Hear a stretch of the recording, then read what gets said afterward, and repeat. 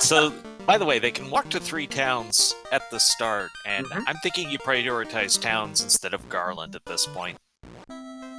Oh, I see we've already started. I wasn't paying attention. Yeah, well, try that sometime and see how it works for you. Got White Mage at the pub. Of course, the other thing that can happen for you is Fade could be level 1, but no, just Wall. I mean, Wall's nice. Wall's not bad to have. There's really not a whole heck of a lot of black magic in there. And did he just reset his party? It would seem so. That's okay. I think he accidentally hired too many white mages. You know what? He might have hired a white mage over top of the black belt. I think he had his black belt still. Maybe he just decided that the white mages didn't have anything and he only wanted one or none of them. Or maybe he accidentally reset out and that was out of the game. I mean, at least he got it out of the way now instead of later. Yeah, okay, so he's going with that was a really quick first encounter, by the way. And I like to play for Dengwu. It's a slim chance of Mass Immune, but it is a chance. And it's always good to give yourself a chance. Yes. So this is one of the towns we can walk to. Hey, the Iron Nunchucks are going to be a welcome thing for the low-level black belt. I mean, yeah, it's that thing of, as we were just discussing, you don't need to buy anything for them, but this week, where they're at, where they basically don't have any AoE and anything else they can do, a weapon in that black belt's hand may not be the worst thing in the world. No, but I do think you should move the black belt to the last position instead of the first position so that this doesn't happen. Well, if you're going to have a full party of white mages, you may as well use them all as meat shields. They're not doing anything else right now. Not for a while, not unless we find Fade. But this goes back to you could just not survive the whole encounter, but... Well, yeah, there is that, too. And I Crescent see... Lake. That's over at Provoca. I missed his entire walk. It felt like the stream jumped for a second there, but I may have just blinked and missed it. Yeah, he had the one encounter on the way where most of his... Well, half this party died. We've got Crescent Lake. They can hire black belts, and we'll find out what the item is soon. Oh my, that's a Sun Sword really early on. The only unfortunate thing is we don't have anybody who can use it. No, but the second you find a fighter or a red mage you can throw that on, that is going to be a lovely find to have. If I were Dengwu, with my party of 4 characters... Oh, free seed is free. Fire 3 Gauntlet and Temple of Fiends. Well, that's going to make grinding a whole lot easier. There goes that AoE problem. For me, with the Fire 3 Gauntlet, 2 white mage, 2 black mage, or maybe just even 2 black belt. Or maybe just even 2 black belt, 1 white mage, because that white mage, until they get some better spells, not doing a whole heck of a lot. Alright, ship from the princess. Seems pretty common that between the king and princess you get a ship. Yeah, and these flags, you're more than likely to, because there's just not a lot of key item locations otherwise.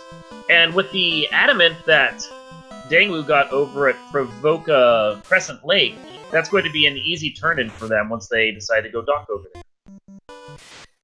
Yeah, I don't like the idea of just making a trip over to the dwarves under these flags, but when you've got a turn-in over there as well, it makes a lot more sense. So I'd make that trip probably even bigger before going down to Elfland. I'd agree with that, especially because you can also pick up the 2 treasure chests that are sitting there, and if there's a little extra gold, that's money you can spend on spells, because the spells at the first 4 levels aren't that expensive, but they're just expensive enough that a starting party is going to struggle to pay for everything they want. If Elfland or Provoca is over there.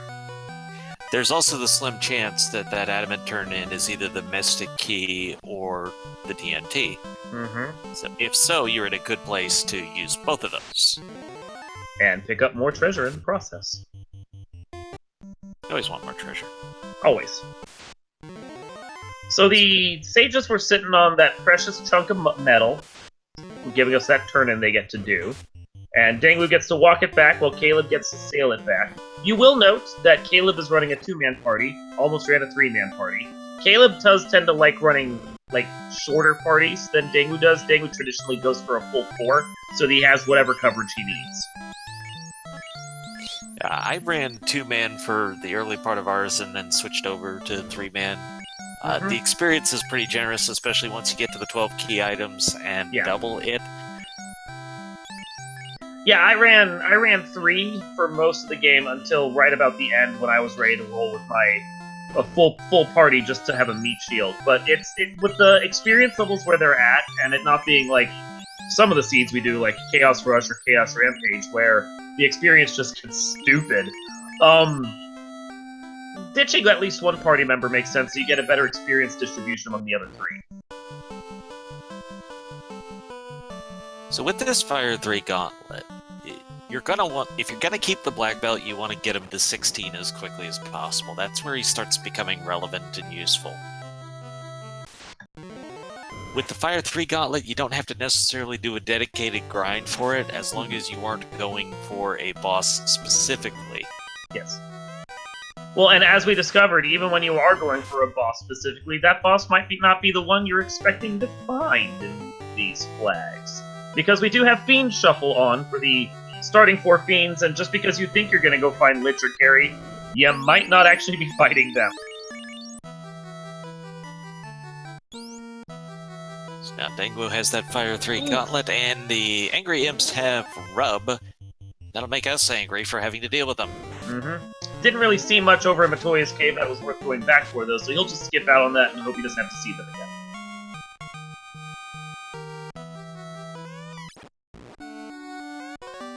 That was Melmond. I don't like skipping the armor shops just because find out if Pro Ring's gold bracelets are for sale. Yeah, I was doing that. It's nice to know if there's a gold ring or a silver. Hell, I bought coppers for my characters just because they didn't have any armor, and the coppers in the last team we ran were cheap. But I do like to go and check for whatever armors might be there. It's not so much for the fighters, but really for the mages, just so you don't have to worry about them.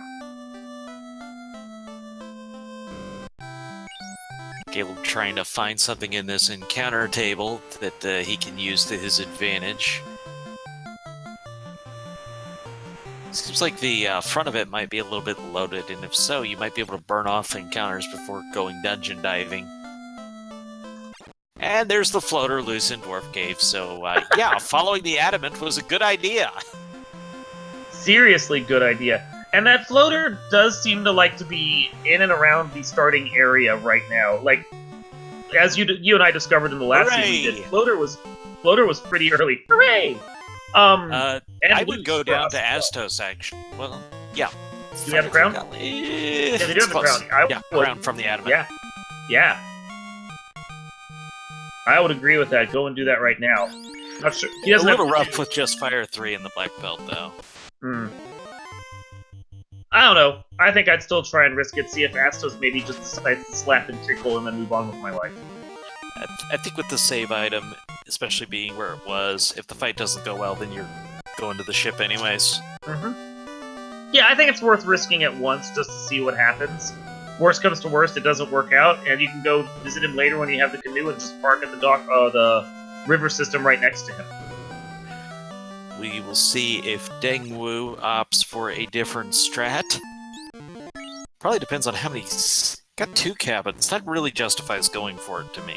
I understand with 1 cabin going away from it. 2, I really want to take the try. Alright, we got Provoca here, though, so the Fire 3 Gauntlet should make quick work of the pirates. And that white mage becomes a red mage, and suddenly is a little more viable all around. Sort of. Fun fact, that Fire 3 Gauntlet is the Zeus Gauntlet, which means actually the Red Mage can equip it. Not Red Mage, Red Wizard. Life 2 at level 2. Life 2 is lovely. Means that the Red Mages, the White Mages, if he finds a fighter that he can upgrade to a Knight, if he decides that's a route he wants to take, all of them are going to have it. Don't even have to think about it. Every level at every spell at level 2 is available to anyone that can cast White Magic. It's great. Kaizuko's our first encounter here on the sea. They're very nice. They're just recolored pirates. They're worth a good chunk of money. So we got a question in chat from Hoyshaw. Hopefully I'm saying your name, and I apologize if I'm not. Asking how it is that Caleb knew he was going to get a Red Mage. Well, he didn't coming into Provoca. But what we have going on in this flag set is Tavern Mode. Tavern Mode essentially takes all the clinics and turns them into pubs, as you'll see written across the top of them where the heart used to be. What you can do there is not only revive your characters, but buy new characters over top of ones you have, or in the blanks that you start with, of one class that's at each of the taverns. This one here, as you can see at the top, said it was hire a red mage, so he got himself a red mage there. He didn't know it going into Provoka that he would, but once he came here and he saw it, he's like, alright, I'm taking a red mage. Why the heck not? Yeah, seeing that and seeing bracket level 2, I'd go red mage over white mage. Absolutely, I would not have a white mage this seed, because with life 2, the only other thing the white mage can give you over red is fade. Potentially. And if it's not in the first 2 levels, I don't really know that I'm that worried about it, even at level 3 or 4. Nice, I mean, but Fade not would be necessary. Fade would be great if they didn't have a Fire 3 gauntlet, because Fade is good against everything non-elemental, so it's also good to use against the undead, but Fire 3, honestly, I think it's going to do more damage just because undead are weak to fire. You also run into the fact that, like, you're going to find some other AoE probably eventually, but, I mean, aside from, since it's at level 3, there's still a good chance, or level 3 or level 4, there's still a good chance that you're going to find something else that's just as good as Fade. You know, it's that question of whether or not the white mage is worth it, and I think I agree with you. At this point, with the red mage having life 2, it's not. The biggest difference that it would be is the ability of having multiple people cast Fade instead of just one person who can use a Fire 3 gauntlet. Mm-hmm. And maybe there's a second one out there somewhere in the world, but right now we only know one. Well, yes, and looks like Caleb is going to go for the Astos check. By the way, the pirates had the chime, let's mention. Well, and that means that with the chime and the cube both available to them, I believe at this point already the Sky Tower is open. I mean, I wouldn't want to go do it in this flag set. They have a forced war mech, but I might go and poke around in there a little before going somewhere else. Please tell me that ruby is necessary. I want that ruby to be necessary. I wanted it to be necessary earlier. Yeah, I don't know whether or not it's going to be, because I had everything turned on, so we would have known the ruby was necessary, but they turned everything back to Tri-State, so who the heck knows what's going to be necessary or not. We're all in the dark right now. Okay, so they can't turn in the floater right now, because there's not a dock there yet. They could do it if they get the canoe. Well, that'd be the only way. If they could get the canoe. Yeah, they're gonna have to have the canoe to turn in the floater. When they get the which they have the floater. Because that was Lucid Dwarf. Actually, speaking of, I think Danny said she was having some tracking problems, so I'm gonna bounce into the tracker and try and help her out with that. Okay. Well, Dengwu has 4 people to cast Brack, so that should work out pretty well. Yeah, also, because of the red mages, he now has somebody to use the Sun Sword. I don't know if we've seen Caleb actually equip the Sun Sword, but should've. And I'm sorry, floater is checked off. I was expecting the little stone with wings, but I remembered that on this particular tracker we have, it's the weird blue gem next to the canoe. So, Danny had it, I'm just being confused. Oh well, if you don't like it, make your own. I did. This is my tracker. I've gotten so used to other icons. Oh.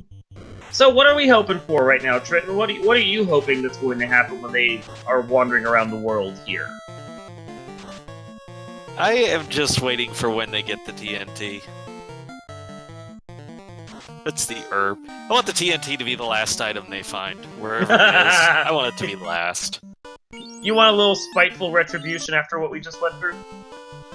Just the irony would be so delicious.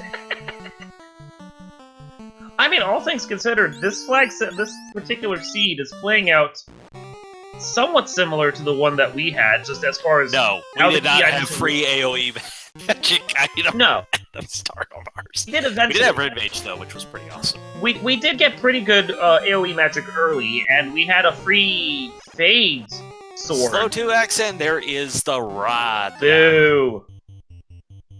Boo to that rod. I wanted them to suffer to get that rod. That's telling you the dungeon you need to go into is right here. I know. Boo. At this level, that's pretty trolly, actually.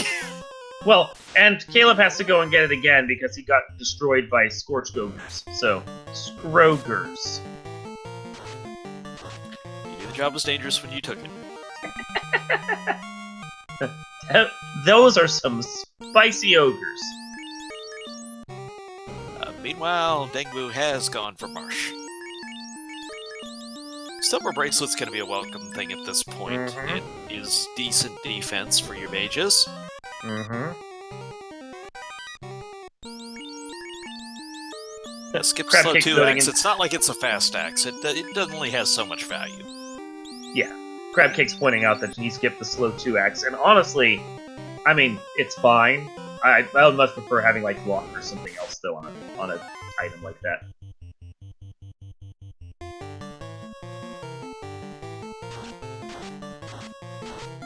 So for those that are new, just joining at the 15-minute mark, we are running the second of a doubleheader for the Road to SG Live. This is the last of these matches that we are doing between Caleb and Dengwu, as Speed Gaming Live is coming up next weekend in beautiful Herndon, Virginia. That at the hotel that all the past HDQs were held at before, I think this year, whatever the match was.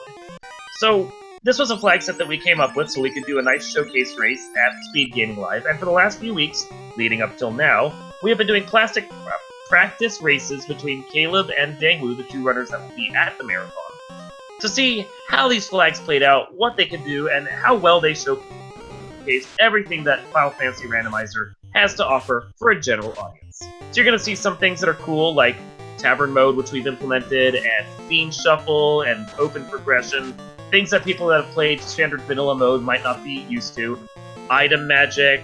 We've done a few things to make these seeds interesting and fun, so that people that are new to this flag set can understand what's going on, new to the randomizer, can see what Final Fantasy can offer, while still giving a challenge to our two players. Oxiel, so we have all of the Fiend Dungeon blocks Nice. done. Nice. We still do not That's have helpful. the loot or key, which are both required. And we are still also lacking the canoe, which there are enough items in the incentive pool that it's possible that like junk could be in the last few spots and they won't have to, for instance, go to ordeals. But they're also probably sitting there going, I really hope we get that canoe and can cash in that floater before too long. What Caleb could really use right now is an antidote. Fix that poison status and, actually live through fights. Living through fights? Who wants to do that? I don't know. Crazy people like crab cakes. Love you, crab cakes. As crab cakes notes, Dengwu is trying the top 3 here in Marsh. I was just gonna say, as Crabcake notes, it's interesting and ironic that they have all the Fiend Dungeon key items, quote-unquote, except the one Fiend Dungeon that you traditionally never have to worry about getting key items to get, he doesn't have access to Volcano, because he doesn't have that canoe. And that also means we don't have access to the waterfall, and we've not seen the vendor item yet, so we are also lacking access to the Oasis, where we would vanilla get them. Yeah, there's a number of places that they can't check yet that could potentially have key items. So while it seems like things are jetting along right now, got your floater, got your Fiend Dungeon things out of the way, that canoe is hiding and could very well be tied up over at Onrack.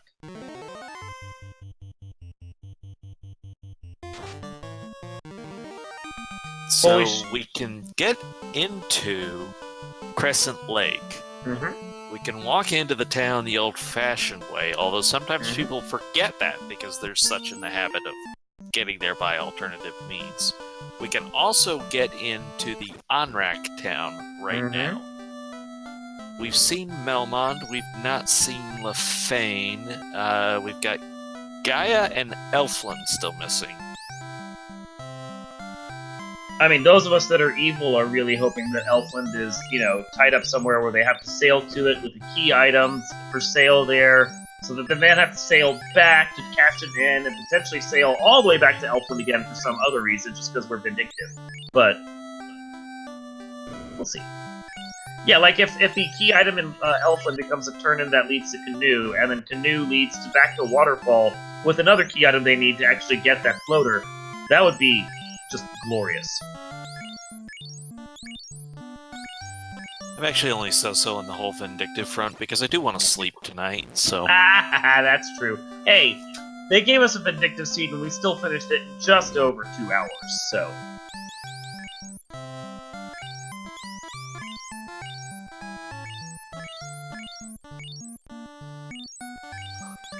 Crabcake's calling for TNT and on-rack item shop, I'm hoping so.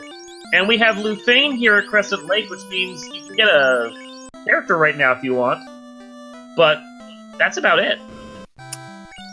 It's a Black Mage. It's going to be a duplicate of one of the other towns. And right now, we have no reason to need a Black Mage over a Red Mage. So, it looks like the Onrak town is going to be the play. Yeah. They'll have to go sail to Onrak because the game is basically forcing their hand on that accord.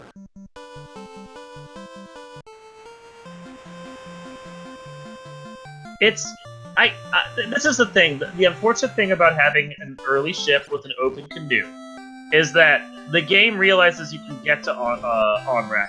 So occasionally it's just like, cool, you're going to Onrak and there's nothing you can do about it. That is a very icy-looking Enkilo right there with the pallet shuffle on. One of the many really features we have. You don't want to waste time with those guys. They're just 80% shell. Yeah, no, there's barely any meat in them, and then every once in a while they punch you really hard and you just die. So that was not fun for him. Pops a cabin, good call. Try and get out of that. Let's see, we've already seen Melmond and Lefane, so whatever this is has a normal setup of stuff. And it is Gaia, which means... Oh! No, it's on rack. Oh! It's on rack. Oh, we have the Oxyel, don't we? Well, that's too bad. Well, no, it's terrible for them because it means that the most likely spot is either Earth or on rack for them to have to go and figure stuff out. Like, I know, I was hoping for them to go back to Earth. I thought that would be more fun. I mean, Caleb's rocking a 2-character party right now that does not have a whole lot of levels. I'm not exactly liking his chances of getting through most of this. Especially when he has a Fire 3 as his best, AoE right now. Yeah, this is the wrong dungeon for it. It really is an Earth Cave spell instead of Sea Shrine. But, hey, you're here. Go see the mermaids. Does anything come out of it? And this also means that Gaia is going to be either vanilla or French vanilla from the looks of it. And Elfland is going to be in the other of those 2 locations. Either one of those requires airship to get to, so that means we are locked out of level 3 and 4 magic until then, which is pretty significant. Oh, and there's those ghosts I was talking about. Those are nasty, nasty creatures. There's only one good thing that can happen with ghosts. They can have only a single hit. Caleb's now thinking, maybe it's time to buy a 3rd character. I can't say I blame him. Oh, he's gonna get 2 thiefy meat shields to try and get through this. That's smart. I wouldn't argue with getting the 2 characters at this point. I'm just really not feeling it here. Well, if he's really committed to doing this water dive, those thieves could potentially help him run away. If of course, level 1 thieves can survive anything that's thrown at them when they're sitting in the front row, which, yeah, probably not. Now, mind you, I say this as I literally just ran these flags. I know, and, right? I lost a good chunk of time here in Sea Shrine by doing it too early at 2 low levels, and I felt like I had the resources and it just wasn't working out because I had Lit 3, but not having Lit 3, having Fire 3 instead is quite a difference. I mean, it's gonna be good against the ghosts. The Fire 3 is great for those, and ghosts are one of the big, danger zones here in this area, but I still don't know that I would make this play. As Crabcakes notes, at the levels they're at, with the Fire 3 gauntlet they have, a 2-man of Earth seems just like the smart play. And I will note that was a max gold chest right there, so Caleb may want to walk that out even if there's nothing else down here. You might try, but if you get into a bad encounter, you just reset anyways. Yeah, it was a May. I will agree that if I get stuck in something that's just killing me, run away, but it's a May. So far, nothing else of value here in Mermaid Land.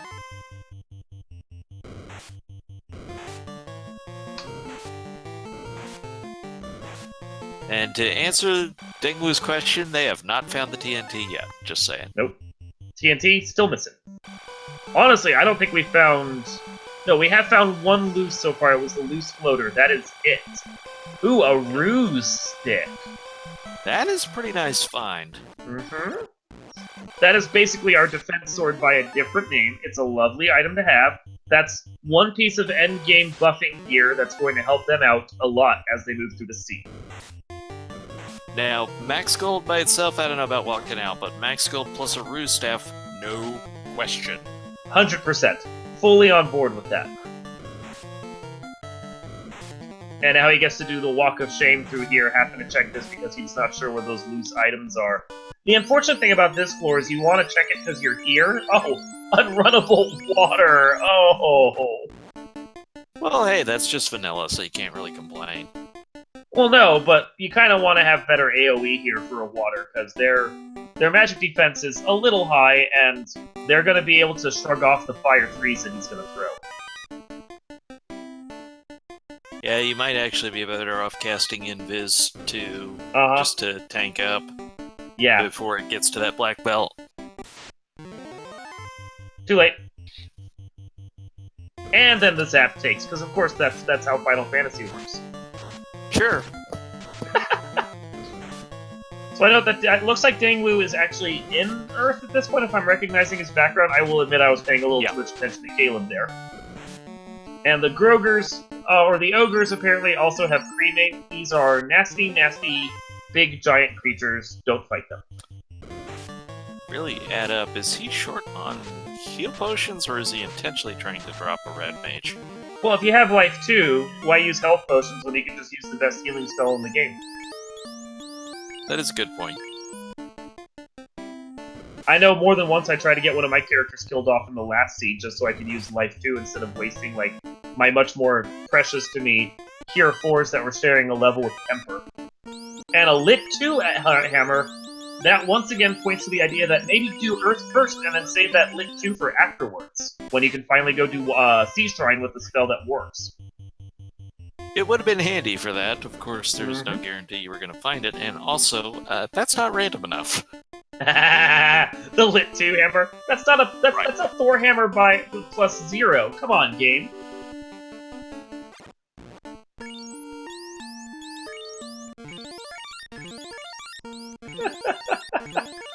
Alright, so Caleb's gonna do some reviving. Can't blame he him. has Brack, so killing. He revived. Oh, he bought revive. Hired a fighter over the black belt. Yeah. There goes that black belt. And that.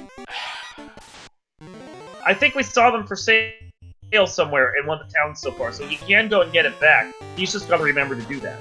Yeah, it's just it was almost to 16, which is where that fighter black belt would have been valuable, and now he has a thief who is not valuable. Not nearly as valuable at all. Can't even wield those that nunchuck. He can just spin it around like a goofball. Oops. Probably can equip the axe though. And it looks like he's wisely. Nope, he's not leaving. Yeah. Okay. The ninjas will equip everything except for Excalibur. So the thief's actually surprisingly good on their weapons.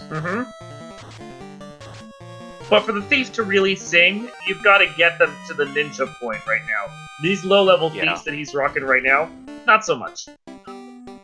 If these were low-level ninjas with katanas, that would be a very different story than what we're talking about right now. But right now, the hope is you get down to Tiamat or Kraken, and Brack carries the day. I want to point out that we saw Caleb get a ruse stick already, but Dangwu also just got a ruse stick, so there are 2 of those floating around in this seed so far. That's honestly really nice. That like depending upon the party comps they finally settle on, that's almost like double fighter or double warrior of some kind for that, because that's just pretty. Not essential, but nice to have. Usually that with the defense sword just gives you the chance to stick somebody at the front of the party and throw ruse up to tank all the hits, hopefully. Yeah, it's a thing where you can now start thinking about like different party comps you want to run because of the double ruse. You can put a meat shield up front to quick ruse, and if you get into a fiend that just has a lot of hits and is cranking out a lot of damage, you can have a second ruse stick on your actual primary damage dealer as well, just to give them extra coverage if need be. It's nice. Found the mystic key hiding behind the vampire. That's lovely. And then he found Blaze oh Pocket, my, and Jerk that was birds that. have Blaze. So much for making the early Earth Cave play. So Dang was starting off in Earth Cave. I wonder what he's going to find down here.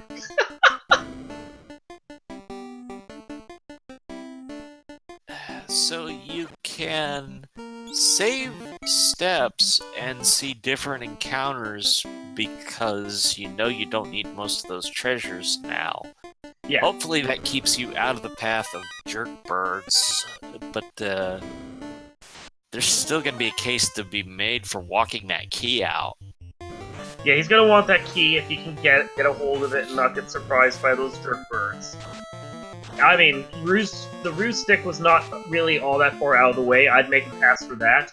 Some of the other stuff he got, though, like that Thor hammer by a different name, I'd probably ditch that because of how far away it was.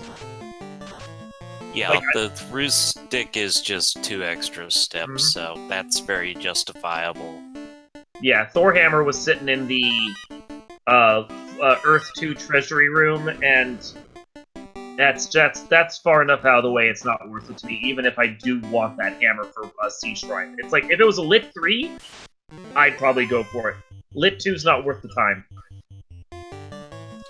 Right now, we're very short on spell resources because, again, we know at this point that Elfland is locked behind the airship, which means we need the canoe first. So we are missing... I consider those first 4 levels of spells the really important ones in any randomizer seed. Anything above that, you're only going to have a couple charges, so yeah, it may be good utility, but it's not going to be a consistent use spell. So like if you have fast at level 4, you probably got 7 of them going into Topher. If it's at level 6, hey, 2, 3, I'm just thinking about the final 3 bosses with that. Yeah, you have to figure out how to prioritize and conserve the... Oh, there's that Blaze again. Woo! Blaze. Cockatrice just looks like they want to this one, so never mind. Nope, doesn't matter. Still yeah, they birds. first move Blaze every time off of those cockatrices. But yeah, it's that thing I was saying of like you've got to like figure out how to prioritize your spells and your spell slots. Because going into like Topher when on the seed that we did, because Cure 4 and Temper were on the same level, it was a thing of I really want to keep enough Cure 4s for the bosses, so I ended up conserving all the Tempers I had essentially until Chaos and didn't spend any of them. And I lucked out because the Fiends didn't really have anything that was scary. But it was one of those things. Sword, so it didn't matter anyways. Yeah, but, it was one of those things where every Temper like I had is gonna nope at a Sea Shrine. Let's mention that real fast. He's debating it. He noped out once and then went back in. So okay, that was just a restock. It's good to pick up heals when you get the chance, because you've got 2 towns that are not going to have an item shop, Melmond and Lefane, and you've got 2 other vendor locations will not sell them.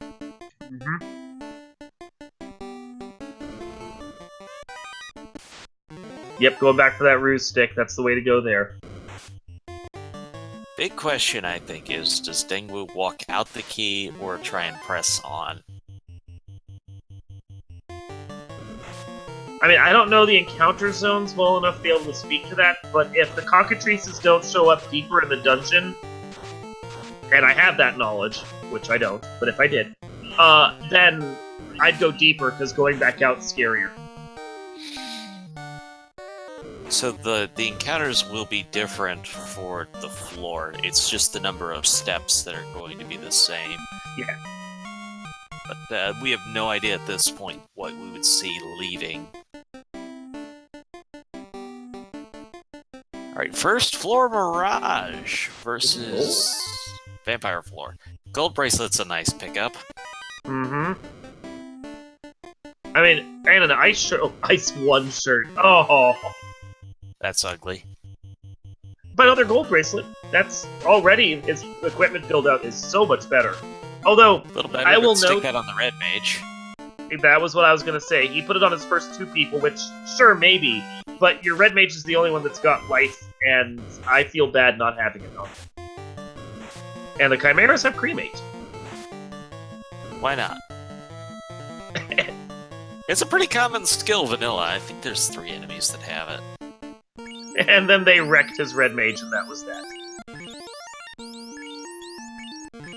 This is just such an ugly Earth Cave at this point.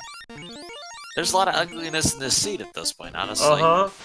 Yeah, no, the Sea Shrine was terrible. It looks like Mirage Tower is already starting off terrible. In all regards, I'm just sitting there going, this is just not fun.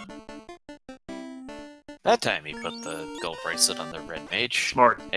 Because this is Mirage and it's awesome, you can just go out and save that whole treasure floor and go right on to the next one like it's nothing. Yep. Yeah, figuring out that encounter is so early on the first couple steps that it helps to just burn that off and move on. I think most of us at this point do stuff like that because it's just easy. Ice Sword's not gonna be usable without class change. Well, the Red Mage could, but Oh, I'm sorry. Yeah, I was thinking that was Thief. My bad. I was thinking Caleb's party. Sun Sword's usable by the Red Mage, Ice Sword's usable by the Red Mage. Thief's not able to use them. They get Dragon Rune Sword. Yeah, he's got a nice little build-out so far for his Red Mages.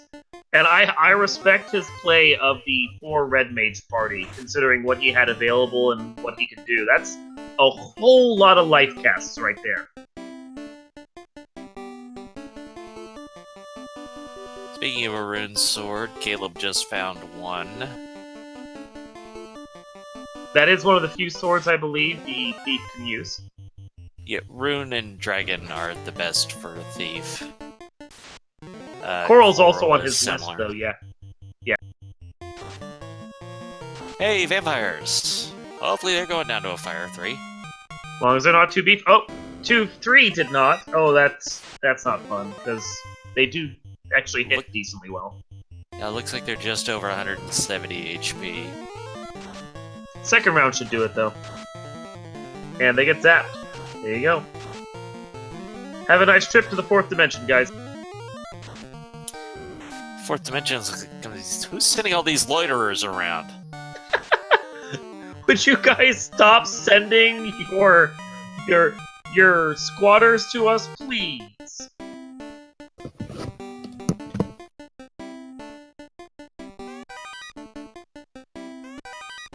One nice thing about vampires is they're packed full of that tasty experience. They are the Wheaties of your party here at these low levels. Already getting his crew up into the double digits from being single digit. And is walking away now, which I can't blame him for. Try and keep everything he's got, all his treasure, all his experience. Get out as quick as he can before... Oh! The jerk birds!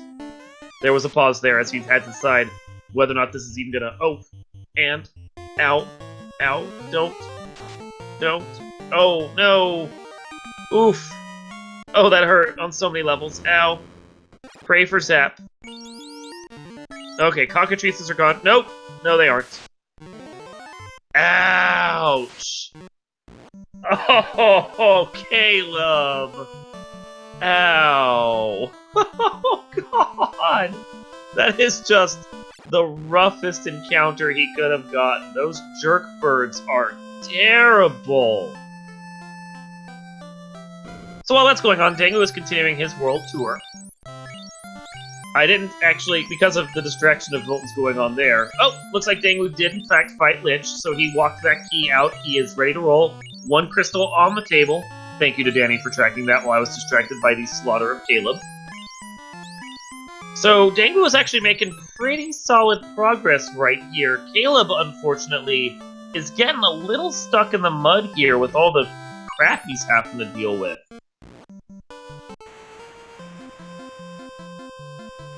So Trenton, while you were away, Caleb was probably 8 steps from the exit and hit another pack of jerk birds, and I think you know what happened then.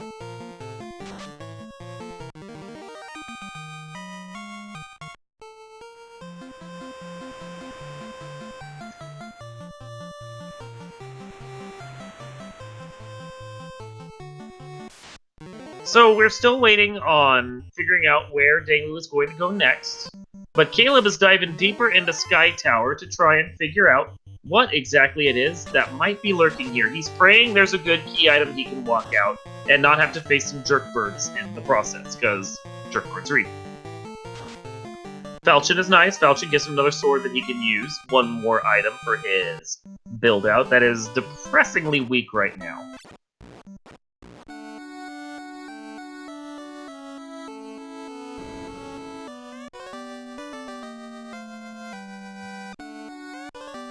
Dangu doing his herb turn-in so he can have his Oxyel and go into the Sea Shrine of Pain and Death. Meanwhile, Caleb has himself a nice eye right there. Gonna poke that eye with some Fire 3 and a Brack, and that misses. And a couple quick punchy-punchies from his Thieves. And has to go again, because that did not do enough damage. Punchy-punchies, punchy-punchies, and a Brack. That breaks into pieces. That eye is dead. There's 1700 experience. And that gets him some levels.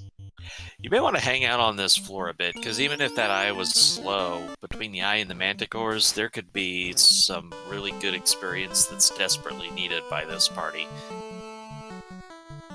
Well, knowing Caleb, he is more than likely going to go for a nice walking grind and check all the treasures on these couple floors. I don't think he's going to want to try and take on Warmech with this squishy party, but I wouldn't be surprised to see him go all the way up to Sky 3 before walking back out. Honestly, where he's at this point, that's probably his only play. Well, we saw a marsh check before, but we did not see a key-locked marsh check We did not. before, so Dangu is potentially about to see something new. Yeah, there's 3 treasure chests here for him. It's a little bit of a time waste for him to come back in here, but if there's something good lurking in here, which we know there's the possibility of key-locked marsh incentive having something, he's got to make this play. He's got the key. He's still looking for the canoe. I would not be surprised to see canoe lurking in key-locked marsh. That just feels too easy to me. I Got any fetch quests left? The bottle. mean, well, but they can't do anything with the bottle right now, because they couldn't turn it in. Yes. Or even the slab, actually. Slab's still a possibility. Mm-hmm. Because we have seen Melmond and Lufane. Not entirely certain why Caleb decided to cast that gold bracelet there. That did not help. But Zap fails. Dazzle doesn't come back and do anything. Oof, he's having to chip away at this Chimera, and it is not going well. Ouch! And some very angry resets right there. Ugh. Well, this is a rough one because there's just so little resources to get you started. That Fire 3 Gauntlet, you'd love to get into Ice Cave with it. Theoretically, it'd be pretty good in Earth Cave. It's just, we got jerk birds today. And there is the canoe. Yep. So Well, that I was going opens to say, up without that, the other option you actually have with the key, although Caleb has not picked it up yet, you can go up to Astos Castle and kill some mummies for a couple of those, but it looks like he's going to do Peninsula Power instead. Yeah, honestly, mummy grind is not a terrible idea. Mummies are traditionally weaker than a lot of the stuff you're going to get here, and because there's no enemy encounters in Astos' castle, you can do the mummy grind over and over again, and since they're weak to Fire 3, you never have to worry about anything else showing up in the process. I like that idea. That's a solid idea, Trinity. He's level 8, so it's not that much. Wouldn't give you that much, honestly. So, big thing is how much damage does Fire 3 and Zap do here, and I hope he brought some houses, because if you're gonna make anything happen here, you're gonna need a couple. 2 of the 4 giants are gone. I mean, the thing is, I don't think he really needs to worry too much about his magic or his levels on anyone except that red mage. That red mage long-term is the one that he's going to want to carry for his grind or anything else he does. But he's gonna want to swap out one of these thieves for something useful, so he wants 2 people to level up here. If it's going to become a black belt again, or if it's going to swap to a fighter later on, you're going to want one of these to have decent levels to switch with. But thing is, Caleb is more than willing to take his one magic caster and swap them into a fighter or a black belt, because he has done that before. Okay, got some houses, so can do a little bit with this. Cyclone joining us in chat saying that's a horrifically placed canoe. Really it is just because you had to walk out of the Earth Cave to get it. Walk out of Earth, walk out of Marsh. Yeah, it was not fun. But you get an airship out of it, so I think you're still going to take it. And this means he's going to be able to hire a fighter should he so desire, and also means that he's going to be able to get that sweet, sweet Elfland magic. Finally. And why do I know it's sweet? Because we've seen so much other trash, there just has to be something useful there at this point. Gotta be something good. So we're about to see that. Meanwhile, it's worth noting that at 45 minutes, Dingwu is the first in the air. 45-minute air seed, that's what we've given these people. There is at least Quake and Warp with Black Magic. Oh, hi, Warp, now that we don't need it. Though it can still help for Ice Cave, but... Ice Cave, Waterfall, Ordeals... all of those could have something. That's the Black Mage duplicate. Yeah, and when you have four red mages, why would you rock anything else? Realistically, the only thing that a Black Mage wizard can do for you is learn fast if it happens to fall in the right place, because there's just nothing else that matters as much. Even when you're talking about Temper, if it's at a place where the red mage isn't learning it, you're not getting enough charges of it. Yeah. So worth pointing out that Dangwu bought spells on 3 of his 4 red mages, but not the top red mage. If I was going to guess, that is probably going to be the sacrificial red mage that becomes a different class altogether for Dang.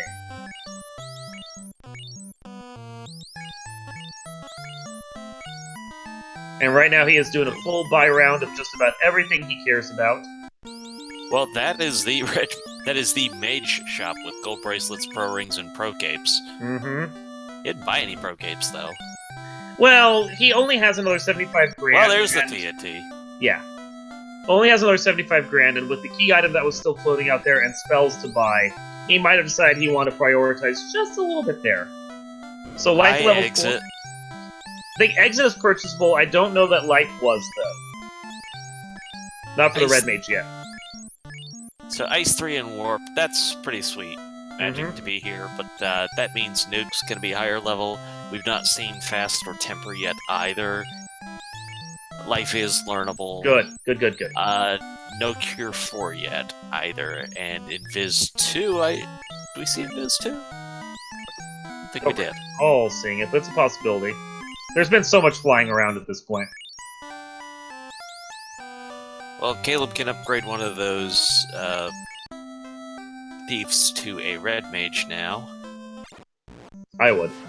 Just get that taken care of right then. So with his party a little better equipped and his spells bought, he's now... Why are you not... No, go land. Oh, you don't have the bottle yet. Yeah, Well, I thought he was going to go to Ordeal from there. I think he wants to do his turn-ins first, see what other items he has, and maybe do a nice full sweep. Okay, so Deferret60 asking what the flags are. I can share those with you so you can see the defaults, although we are, just the specific seed that in question we're not going to share at this moment right now. But these are the Road to SG Live flags, if you're curious. Not only are we running them now, but we are also going to be running them for the Speed Gaming Live event coming up next week. We are on, I believe, Friday at 5:55, the start of our race on the marathon. Going to be happening on Speed Gaming too. And we invite you all to come and check it out and see these in action at a live event, as Trenton and I will be talking all about these flags, while Caleb and Ding will be running them for our hilarious pleasure.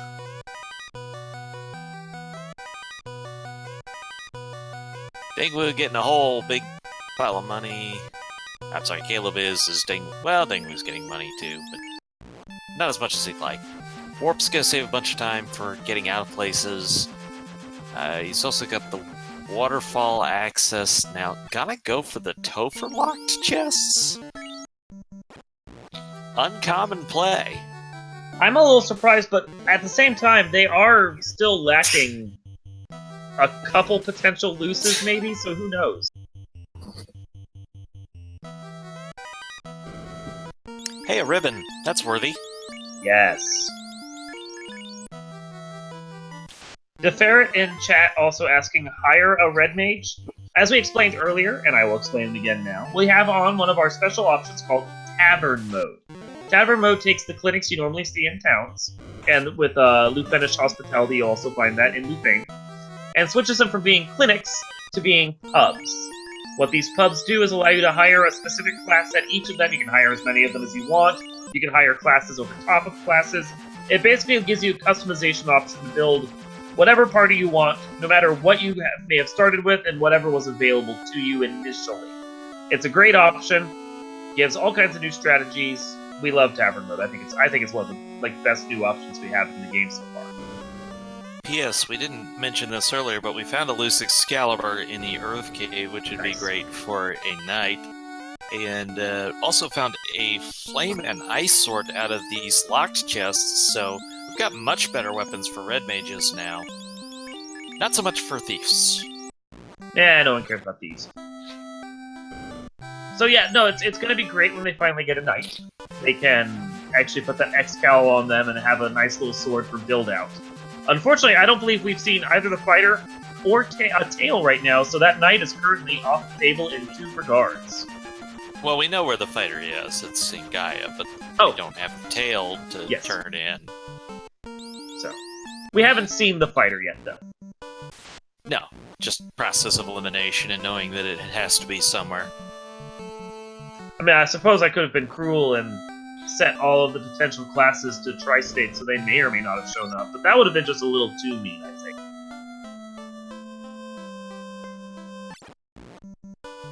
So I don't think Caleb has yet to encounter the jerk birds, so he still thinks this is a smooth Earth Cave run so far. He saw the jerk birds. Yeah, he saw the jerk birds in Sky. It's just whether or not he remembers the jerk birds exist here is the question. Fair enough. This is procedurally generated waterfall. It uses the exact same amount of space, but the pattern through here is different. And you have to figure out what works. Well, it's pretty linear so far, and there's the answer. That is about as short as that can get. Starman Zero asking if that was the second max gold chest we've seen in the game. I actually believe that might be the 3rd or 4th max gold chest we've seen in the game. There's been a lot of max gold this time. Ironically, before we started this race, I said you're not going to find any money because I found it all in the last seed. Apparently you didn't find enough of it because there's way more here. Alright, hello, vampire. I think someone left the vampire out in the sun too long. He's very tan. I was gonna say pale from staying indoors. His cape is sun bleached. He's got stingers, so that'll eat up a bunch of time and poison your whole party. Which could actually be handy if you want to drop one or two of the thieves. Loot and some dragon armor, also great for a knight. So I believe at this point, with the fact that he has canoe floater, the other theme dungeon items he needed, and the fact that he just got the loot along with the key he had earlier, Dang Wu at 55 minutes and 6 seconds is in go mode. Just found an Aegis shield, though, would really, really love to be able to equip a knight with all this stuff. Oh, yeah. Just because he's in go mode doesn't mean he's going to actually want to go mode everything. It just, he could.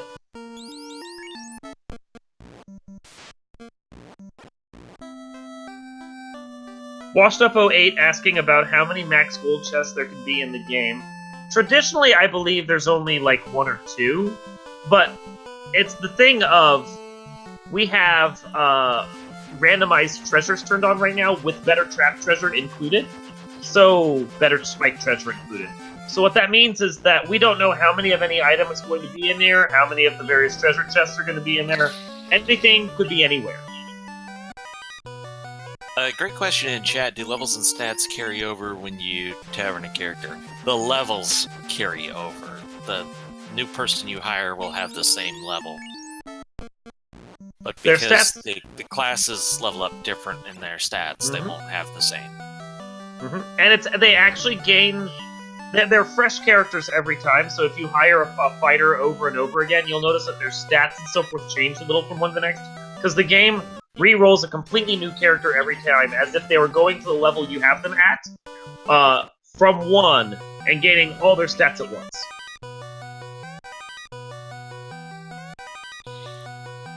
Yeah, that could lead to some OP strats if it didn't work that way, because, I mean, you could use Black Belt magic defense to really, really do a lot for something else. Magic defense and HP from Black Belt on, or even the fists. My goodness, could you imagine the fists of a Black Belt on tankier Knight? Oh, yeah, no, that would be just awesome, but also horrifying for what the Black Belt could do. I mean, let's be honest, once you get the Black Belt up into the mid-40s, they're already horrifying.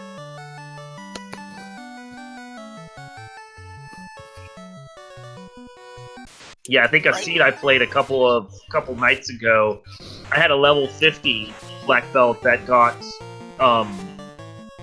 1 fast cast on it, and he was doing like north of 3,000 damage per punch. It was sick.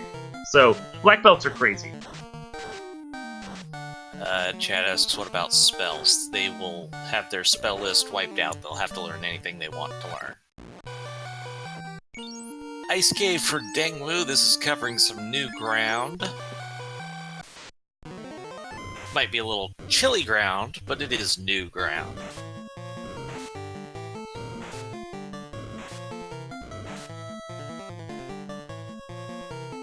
It's fun to see how aspects of the randomizer will progress over time. So when Tavern Mode first came out, the level data would carry over, but you had to get into a fight to level up. Yeah, it's much improved here at this point with the way things are going. Now they're just at 1 HP. Yeah. So, yeah, and I run into that. It's like, I'll buy my party, I'll be like, cool, we're ready to go, and then I realize afterwards, oh wait, they have, like, no health, and I just wandered into a battle and they're all dead. That was stupid. I don't think Caleb saw the birds be jerks, because he got through Earth Cave. He did. I didn't see him fight any birds at all, and then I barely saw him fight Lich. It was a blink and you missed it fight. And he's finally picking up his momentum, getting on his way. Unfortunately, he's gonna be... I don't know, because Dengwu has to do certain things that Caleb already did full checks on. I'm gonna say Dengwu's probably about 10 minutes ahead right now. Got a pro ring there, so no incentive item in Ice Cave. Another funny thing that the randomizer can do is somebody realize that, hey, if I walk back into that one little warp spot, Then casting the warp spell puts me in line to pick up all 3 treasure chests and skip 2 trap tiles. Yeah, it's the kinds of things you can do when you have exit and warp available to you in dungeons where you were never supposed to have exit and warp available to you. That's a huge bonus. It's like with ordeals, where you can warp back to the previous pillar instead of having to explore the whole maze, because warp will just take you back to the last exit you went through. I don't believe this. Both of them are gonna make the Topher check. Or Temple of Fiends check, even. Keylock Temple of Fiends is what I'm trying to say here. Well, I think you know that's gonna pay off with the ribbon, but...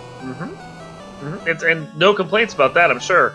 It's the curious thing that I know you and I took gambles, and we're really banking on only certain things being, like, in the spike chests and being in the key item locations, so we didn't have to worry. And then it didn't work out for us. Here, they're being ultra thorough just because of how dangerous everything is here. And that's a second Fire 3 gauntlet for Daewoo. Yes, it is. So that's going to make traversing this ice cave much more reasonable, because there's not much that's going to live through 2 Fire 3s. No, everything here... probably, but not a lot else. Yeah, all the icy enemies are weak to fire, the undead are all weak to fire, the only thing, as you noted, were the wizards that aren't, but you get like two casts of those back to back, and even the wizards are going to have to think about it.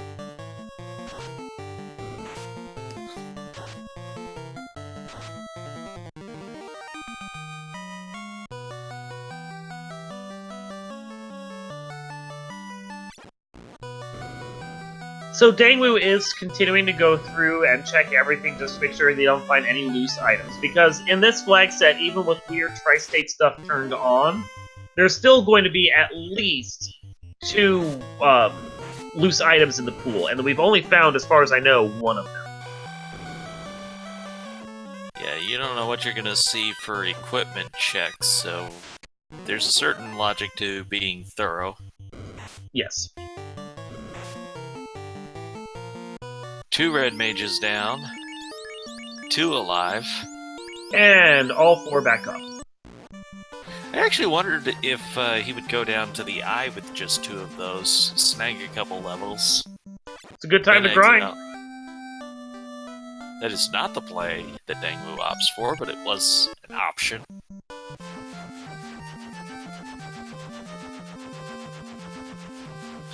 Even with warp, you can do it. You don't have to have exit because you can warp right back to that. Just right by the exit. Volcano time!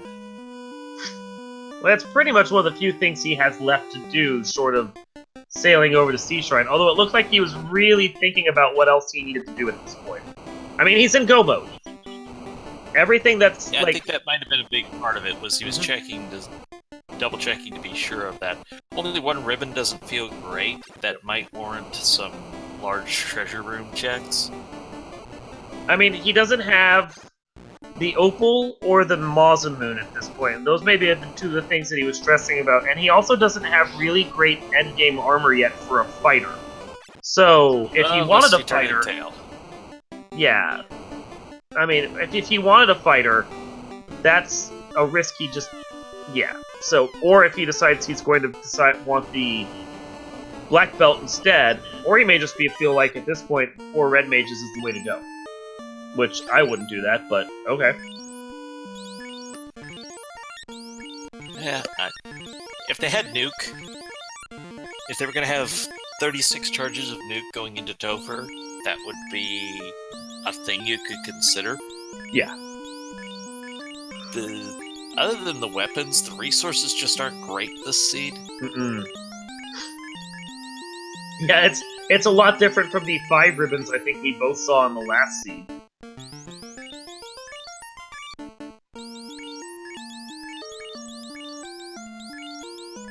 Oh, he's doing some kind of grind here.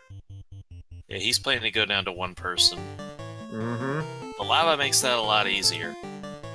Which, you know, if you're going to have to do this with a 1 red mage, better off with it being a higher level red mage. Yep. 2 hits on the Agama is not great news for trying to do this scry. Ooh, that Agama is hitting hard. Admittedly, they don't have That's any no armor. armor. But, Yeah. yeah, but that's still a big hit. It is. And he doesn't really know what it's going to take to kill one yet. Nope. More than one hit. Well, that's only 90 damage, 150. This is not going to be a good setup.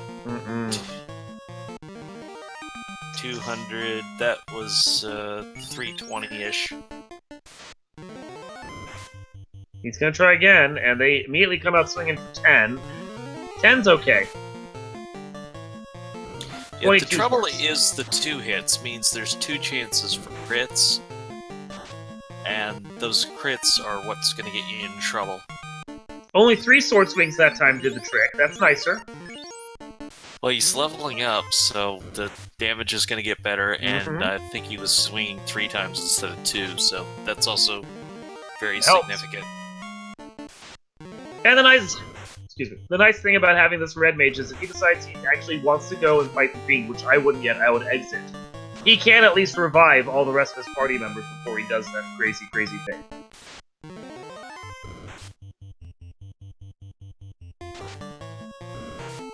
Yeah, I mean, what you do is just gonna be how you feel at the moment.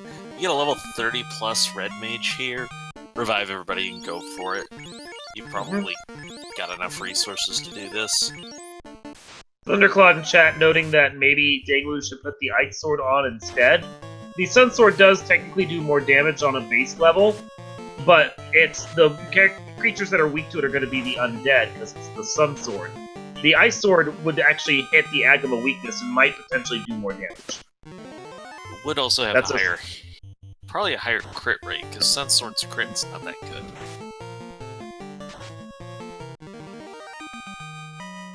I don't think it's going to make enough difference that it's a round per battle. But I really don't like letting your HP get this low. No, just in case they get a massive crit. The Ferret asking in chat if weapon fixes are on. They are indeed. Traditionally, we tend to play with those at this point. I don't think we do a lot of events now where we don't have weapon fixes on, just because they're so useful. Yeah, it's nice to throw people for a loop and do that. We did that in the last one day. That tour through the history of the Final Fantasy Randomizer, I did enjoy that one. That was fun. Very good experience coming in from these exos. You know, I just realized what Danglu was doing when he came in here. He was checking his key item count to make sure he was getting a double experience. Yeah, that was something that I don't think I actually hit the key item, like, breakpoint for my experience when I came in here to do my grind on the last seed. And after, like, doing it for a little while, I just realized it was taking too long. This is going much faster for Danglu, I think, so he's definitely over that limit. Yeah, and it looks like the crits are only getting up into the 20s with his armor, so this is feeling pretty safe right now. So long as he heals once in a while. Yeah, it looks like if you're over 100, you're going to be alright. I just feel a lot better being 150 plus. I mean, it's the thing of he's actually starting to kill this Agama in one round, but it's also...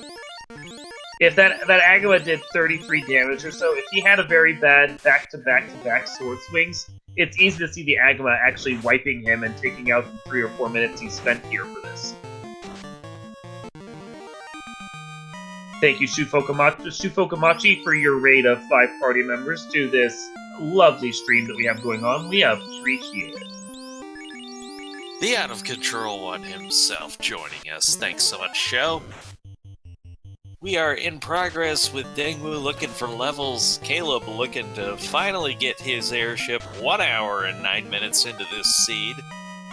That does put him about 25 minutes behind when he gets the airship, but bear in mind there are a number of places he visited that Dangwu hasn't, which gives him a few treasure chests he doesn't have to clear, and potentially could cut this lead down. I still think it's probably about 10 minutes or so. But the longer Dangwu spends on a grind that Caleb doesn't, potentially it's going to balance out further. it's very interesting to see where he's going to go with this, and it looks like that's enough. Was that 30?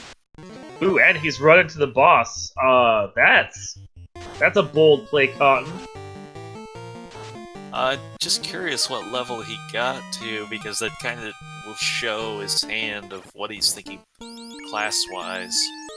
26. 26, so he's thinking fighter. Yeah. Well, with the equipment build-out he had, dragon armor, yeah, I can't blame him for that. The Red Giants are not a trivial enemy. They love to crit for a lot of damage. They do indeed. We saw that, I think, earlier when they ran to one of them, and it's just... The Giants in general are pretty strong, but the Red Giants in particular seem to have quite the punch, even at low level scaling. I've always given them a wide amount of respect since the first tournament, and it wasn't even for how much damage that they dealt. During the first tournament, I was calling a race where a runner spent, and mind you, the game played slower at the time, spent 15-20 minutes on a level grind solo black belt. And ran into Red Giant, steps away from carry, Stone Touch. Yup. I think I remember that one. And that was 15 minutes of grind to 42 that was wiped away, and they were back at like level 12, I think, afterwards, and that just hurt. It did. You I never won't name names so that I don't bring up painful memories. Certainly not. But yeah, it happened.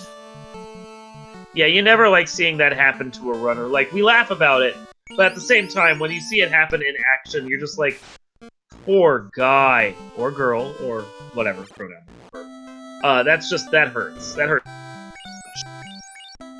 You wanna know what really hurts? That might only be the third worst thing that ever happened to them in Final Fantasy I Randomizer during a tournament race. I mean, I don't know if it's the same person. I do recall, like, Jay Coper having that time where he got stuffed by a bat for a good 10 minutes to get out of the hallway. Yeah, Yeah. it was Jay Yeah. Coper, Oh. who I wasn't gonna name, but... No, I wasn't going to name him for that one. I was just commiserating over that time with the bat and Jay Coper. I felt so bad for him. So... That's just the thing. You play these, that stuff's gonna happen to you. It's just happened at some big moments at times. Yeah.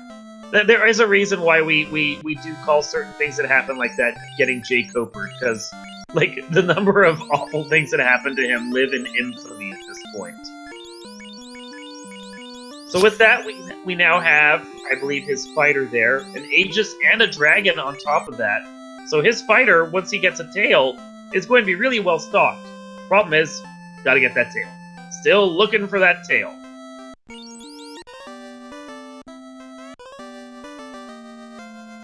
Not yet. Crystals, so we get to see Matoya. At this point, I'm not even sure if we have fetch quests still. What Yeah, I don't know how much more could be loose with what he has. Eric Like, the bottle. Crystal's pretty much like Crystal could lead to an item, or it's going to be slab, or it's going to be tail. There's just not a lot left that's on the table. Well, and with ordeals being out there, yeah. And neither one had made that play. Interesting. It could be the vanilla tail there. I would bet that if Matoya does the tail, that will be his next stop. And she does not. She has the confused sword. Thanks, Matoya. Now, that's actually equipable by a red mage and red wizard, and is a very good weapon for them. It's just not used because it's the defense sword if you don't have spell shuffle on. Yeah. And you put that on the tank. Well, that's true. We do have the X-Cal, so he already has a good endgame sword. There's no reason for him to put on there. If he didn't have that X-Cal, that'd be a great sword for the fighter as well.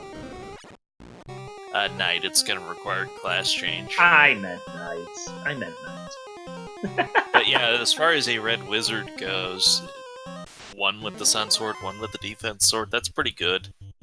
And you're going to want some of those swings, because the spell charges are just not going to be there. Not with what we have.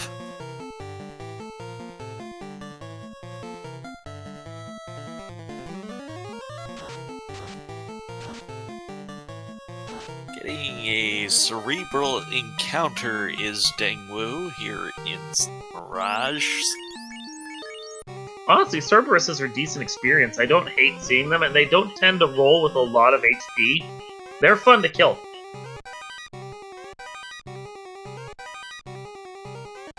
So this is all exploration that Caleb has done before right now. So while Dengwu goes through and does this, Caleb is technically making up some time. Now, admittedly, Caleb is doing a check that Dengwu already did, the Ice Cave. So it's kind of a wash here, but the longer Dengwu spends checking places that Caleb has done, the better off Caleb is.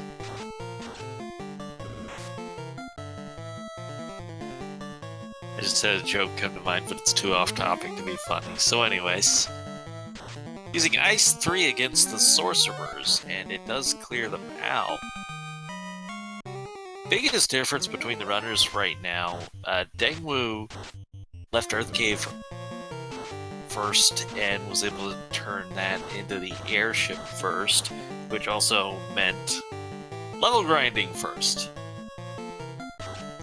It also meant that there was a fair bit of time that... Hey, damage poison comes out. Oh. So much for your easy Cerebruses. I know, right? Cerebri? I don't know. Cerebrae? I don't know. It also did mean that Caleb, because, well, what it also led to was Caleb spending a lot of time beating himself against dungeons that maybe he probably shouldn't have been going into yet.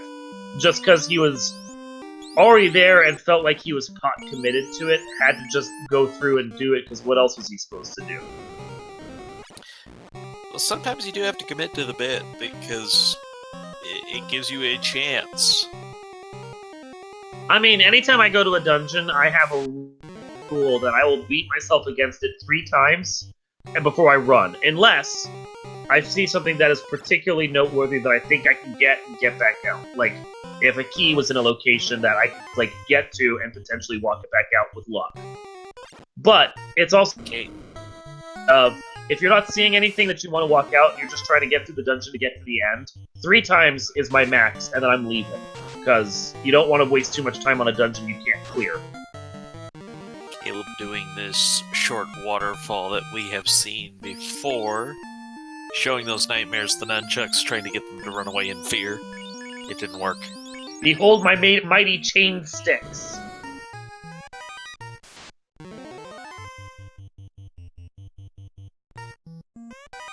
Dengwu running away from some very bad men over there on the right side. Meanwhile, Caleb is getting himself some pony steaks. I don't think those are steaks. I hear horse can be a very tasty meat. It's just, you know, we don't traditionally eat those in America. Folks, that was Darkmoon that said that. Let's just be clear right now. Trenton is innocent. That was all Darkmoon. I'm gonna drop that and move on instead of trying to explain further. And let's watch Dengwu kill some chimeras. See if we can get any good treasures out of the star room here. I think this is about as far as Caleb made it. I think he cleared about 3/4 of this side, and then he got stuffed by jerkbirds, I believe. So, if Dengwu can get further, Dengwu's going to be in good position at this point. Opal Shield's the same absorb as the Aegis Shield, it's just not as good on the... That's a second Sun Sword. Aegis Shield better on the elemental protections than the Opal Shield is. Yeah. Well, it's the thing of, if you're wanting to rock only a single fighter, you take the Aegis over the Opal. If you're thinking, maybe I'll switch one of my other, like, red meat shields to a fighter down the road, then 2 of them is certainly not going to be a bad thing. It just depends on what you feel like your end game is going to be. But with the spells already bought, and his character's already assigned, and how late into the scene it is, an hour 20 minutes, I can totally see Dengwu just being like, second fighter's not worth it, don't even worry about that Opal shield moving forward.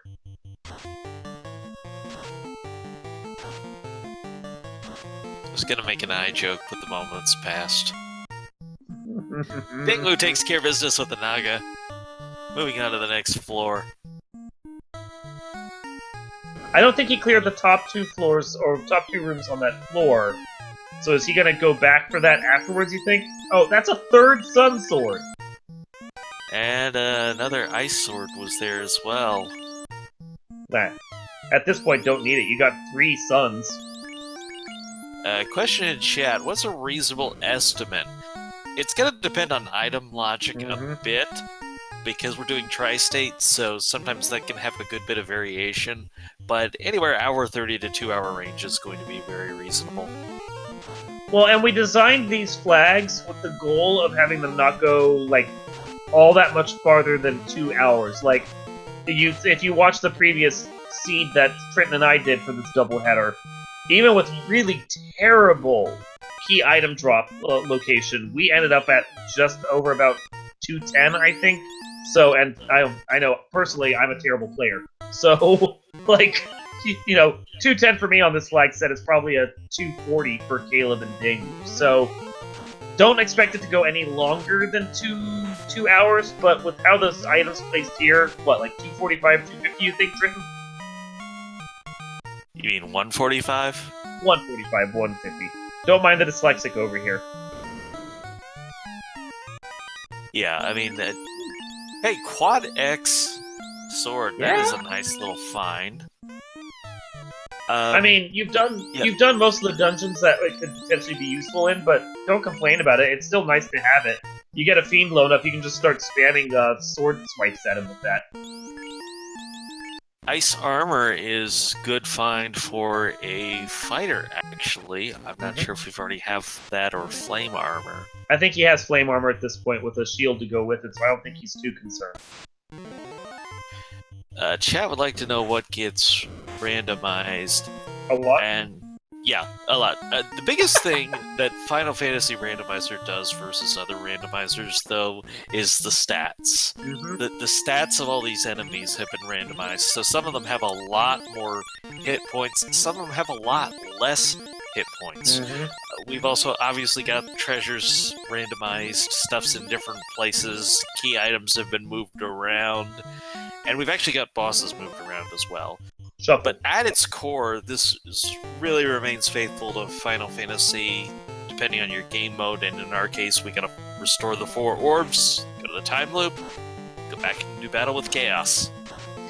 Yeah, it's a key thing to note with when you're deciding or picking out the flags that you want to play with in this randomizer, and we do invite you to go hit FinalFantasyRandomizer.com, try out the randomizer, join the Discord communities that are there, and be a part of everything that we have going on here. What I was going to note is that randomization is different from shuffling. Because shuffling implies that, you're just moving things around, but everything stays in the same order. We have shuffled fiend tiles, for example, so the first 4 fights with your fiends are going to be moved around, but you're not going to necessarily see, for instance, 2 liches or something in the opening fights. You'll get a second lich, of course, in Revisit. But no, disassemble! We got Warmech. Is that a Johnny 5 quote from Short Circuit, I believe? Yes. And Dangwoo is trying his fear straps. Other things in the randomizer, as Trenton alluded to, the stats, for example, are actually randomized. And if you watch a randomizer like Final Fantasy IV Free Enterprise, as Caleb takes out the fiend that was sitting in the seat just shrine, Final Fantasy IV Free Enterprise shuffles around the bosses, but keeps the scripts tied to each boss while the space they're at keeps the stats of that location. That's pure shuffling there. The bosses for us remain in their same locations, except for here where we have them shuffled. But they retain their stats and their, whatever you want to consider, scripts or so forth that are shuffled amongst themselves. But their stats are pure randomized per stat. So for instance, if we have...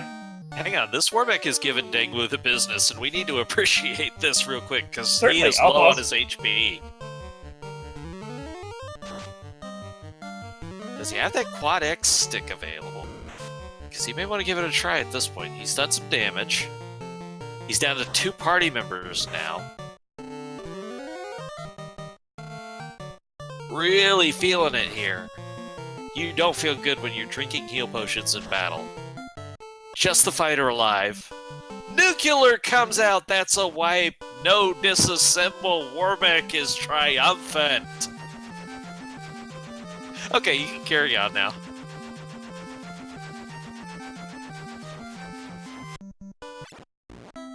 Did the no disassemble break you? Maybe. Alright, so that gives Caleb some chance to catch up time. Dangwoo's gonna look for something different right now. What that something different is, I don't know. Could go to another dungeon first, get some levels along his way. And possibly find the tail somewhere?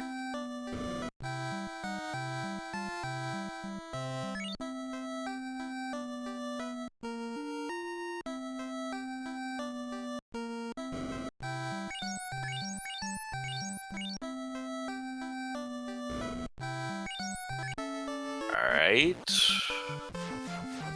Dangwoo has switched over to a black belt who is not 32 yet. So, does not have the fists quite for Warmech yet, but it wouldn't take a lot to get there. Little surprised by that move.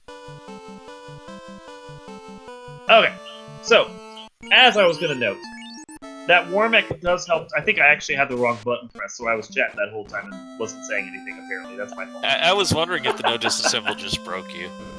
Oh, is And that apparently what you the meant? answer was yes. It did, because I started pushing caps lock instead of shift to talk, and oops.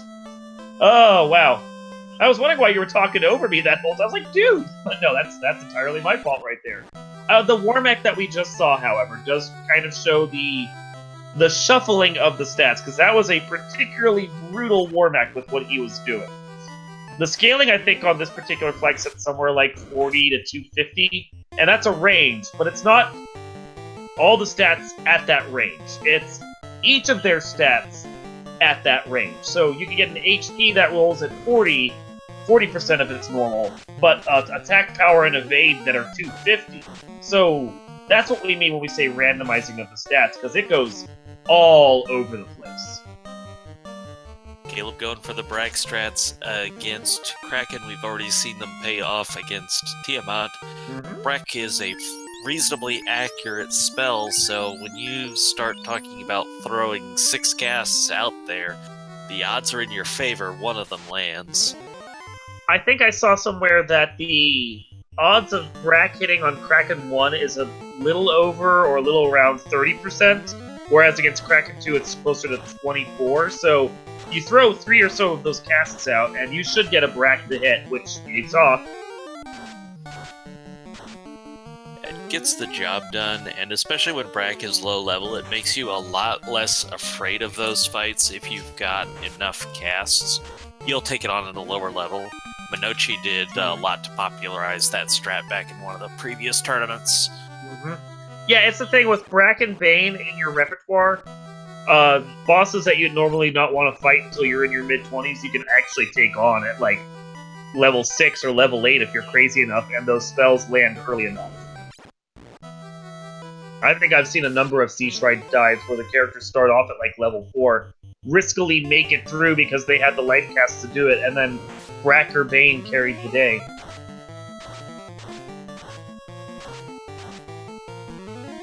You don't have anything handy like that for carry for Lich 1 if you're looking for something. Not that you really need a lot to get past him.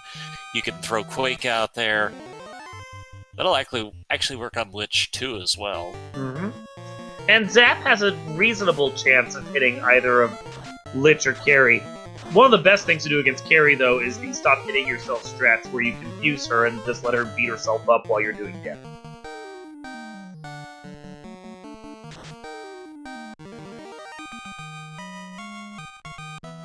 So Dangwoo has gone to do Sea Shrine first, and inevitably pick up a few levels. I would have to assume the plan is get 32 along the way here, then take that back to Warmech.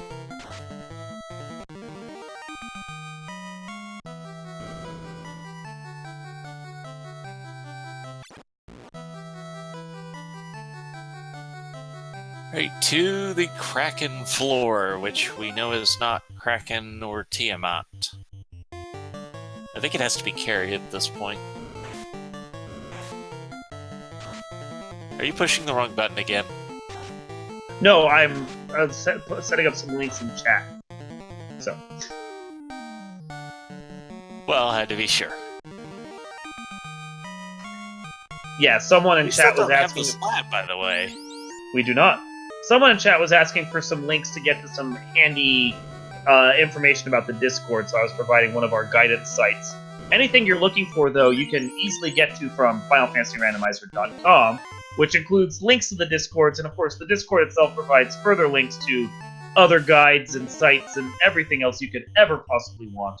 We try to make sure our community is taken care of with all the guidance they need so that new players can get in and get rolling almost immediately. So it looks like the way this scene went, the slab is in Castle Ordeals, and that would have led to the tail. Mm-hmm. Which, will help some. if you want to put that Excal and Dragon Armor and Aegis Shield on, if you're going to go the equipment route for a fighter, then you'd want that tail. At this point, I don't think Dingu cares. Well, I think he switched to Black Belt, and I gotta assume he's gonna stay committed to that, because you're not gonna walk all the way back to Gaia for a fighter. No. So Dingu's trying his Brack strats against Tiamat, while also getting his beefy Black Belt buffed up. Ooh, that's a nice alliteration there. Chad asks if Caleb was on response rate 1. I suppose there was a chance he switched over to it. You can do it accidentally sometimes without paying attention. Well, yeah, all you have to do is push the right arrow on your controller. There's Bracken into pieces. Broken into pieces, Bracken into pieces, whatever you want to call it. Electrochrome in chat noting that they would love to play the game, but they're not looking to run it competitively. You don't have to run Final Fantasy Randomizer competitively to be part of the community. We have plenty of people that just like to come in and casually play and ask questions and share their thoughts and have fun with it. The whole point of this whole community is just to have fun with the game that we love, that has been reinvented by our fantastic devs over that work on this randomizer day and night when they're not doing other things. An angry Pete has appeared. What is your command? Dingu's gonna fight it. They're not great experience, but they're okay. He hit it with swords. They were super effective. Caleb is testing the waters against this blue dragon. This is a really smart play, because this is a guaranteed trap tile before Warmax. So if you're able to easily take down a blue dragon, this is actually, I think, the best experienced trap tile that the game has to offer. It's just, they looked a little beefy, probably too beefy to take on instead of, like, the ice spike tile, for example. And we know the Agamas, once you get up to, like, 300 damage a whack, you're going to be fine to take them on as well. The one reason why people, of course, go with the Agama tiles over just about any of the other spike tiles that are there is because there's 2 back-to-back. So you can roll on them back and forth and not have to worry about getting any other encounters in the middle of your grind. There's a few other trap tiles that are like that. There's a couple in Volcano you can deal with that, but the enemies are so much lower experience. The Blue Dragon is also that same way. You're not going to get a random encounter there. The downside to it, though, is it's so late in the game, it's usually not that valuable. Yeah. Also, it's starting from a higher base stats point, so, if the Agama rolled up, say, 150% of vanilla hit points, and the Blue Dragon rolls up 150% of vanilla hit points. That's a lot more for the Blue Dragon than the Agama. A whole lot more. On the subject of the spike tiles, though, if you are looking at doing a good grind, depending upon what you have turned on, we do, of course, remind you that the Hall of Giants is there if you have shuffled encounters on. Sometimes you can find a really nice encounter in the Hall of Giants on the first Earth Cave, which can make a grind quite nice indeed. We already have people in chat discussing the fact that Caleb is probably going to get destroyed by Warmack. Well, he's coming in with a black belt. Black belt's only 18. That ain't great. Yeah. I mean, even with all the ruses in the world, if that Warmack comes out and whacks that black belt first, I'm not sure what he's going to get out of that. That's just oof. Well, here's the other issue. We did see a nuclear come out. Mm-hmm. And Roost does not protect you against nuclear. Does not indeed.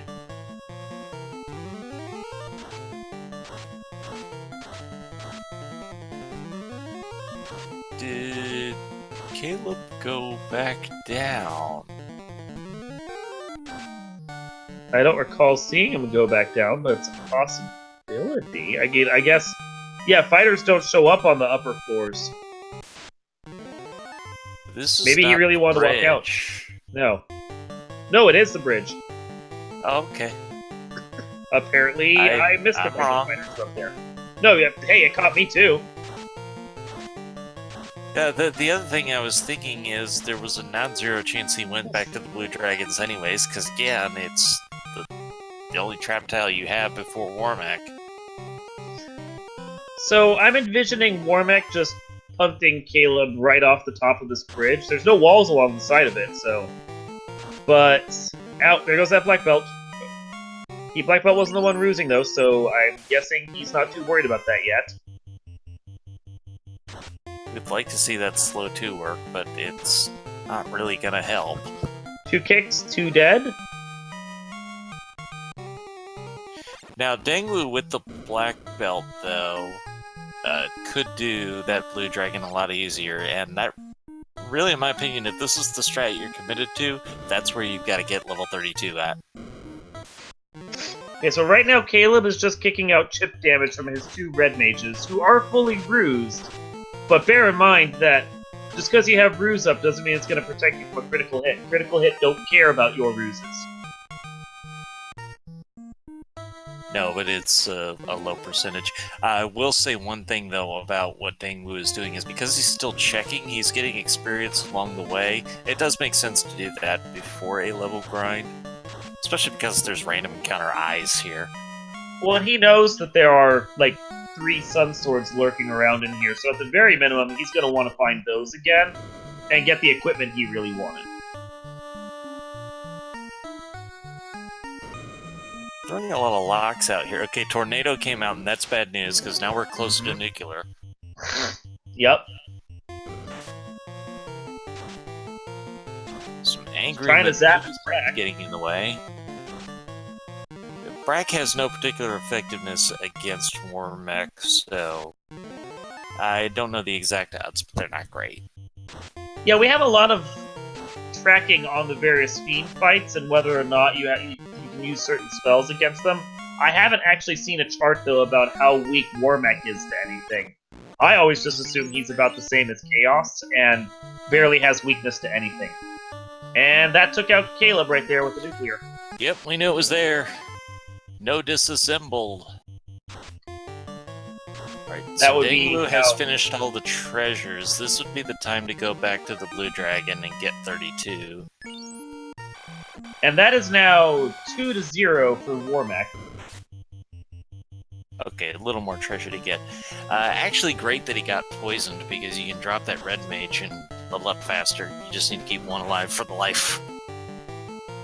Crabcake's dropping the knowledge in chat. Thank you, Crabcakes. Warmech resists all but time magic, and has the same MDEF as Chaos, Kraken, and Tia.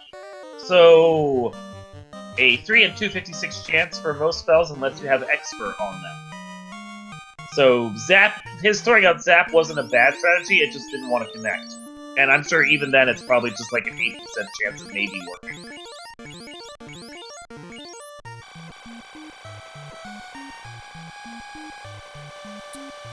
Alright, so it looks like Dengwu is planning to go down to 1 red mage and the black belt.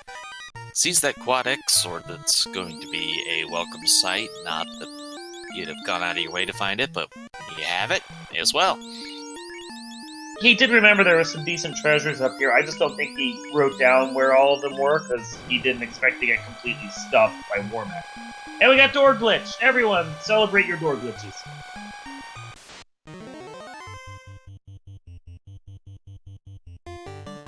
Hey, double Whiz-Vamp formation. Don't see that too often on this floor.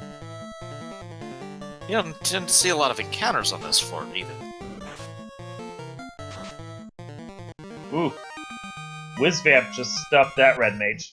That's actually a good thing. He wanted that. Wow, the AoE in this scene really was not good in the early levels. I mean, Zap's no, not a Zap at 1 is okay. Ice 3 was... level 4, I think. Yeah. I mean, he's getting to So the point got where he's 2 starting of to the get elemental spells. Yeah. Yeah, So and it's still better than vanilla, mind you. I mean, yes, the gauntlet is helpful. Those fire gauntlets. But still, it was like looking at the spells that his red mage was throwing out. The best one he had was Zap, and you always feel bad when your best spell is an instant death spell. Just because it's a lower chance of potentially killing immediately. Okay, I like this better for Dengwu. Don't hunt for encounters on the next floor. Do it on this one because you can get eyes on this one. Yeah. Eyes and the manticores are pretty good too. Although apparently he was right in the middle of his hero run. Well, that happens. Mm-hmm. There we go. Ooh, rock goals. That's some nice experience right there. Yeah. But there's no mystery here.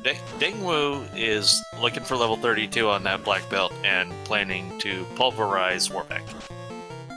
So we know that the rock goals have more health because the quad axe didn't work on them.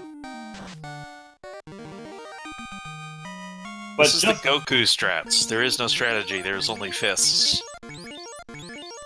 And after the Warmech we saw, I cannot blame him for those strats. Oh! No. That's right.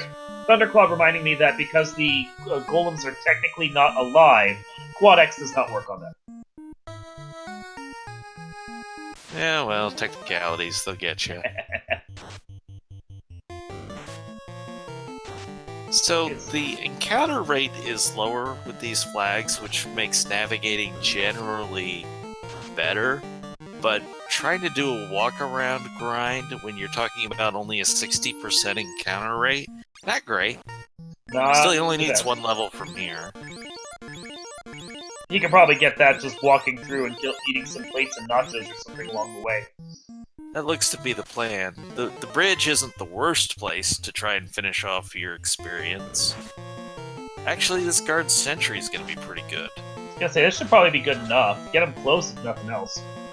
Take one more fight on the bridge before he goes to Warmech. And it looks like Caleb is thinking grind also because he's shedding a lot of HP in the lava. It'll take off 1 HP for every step.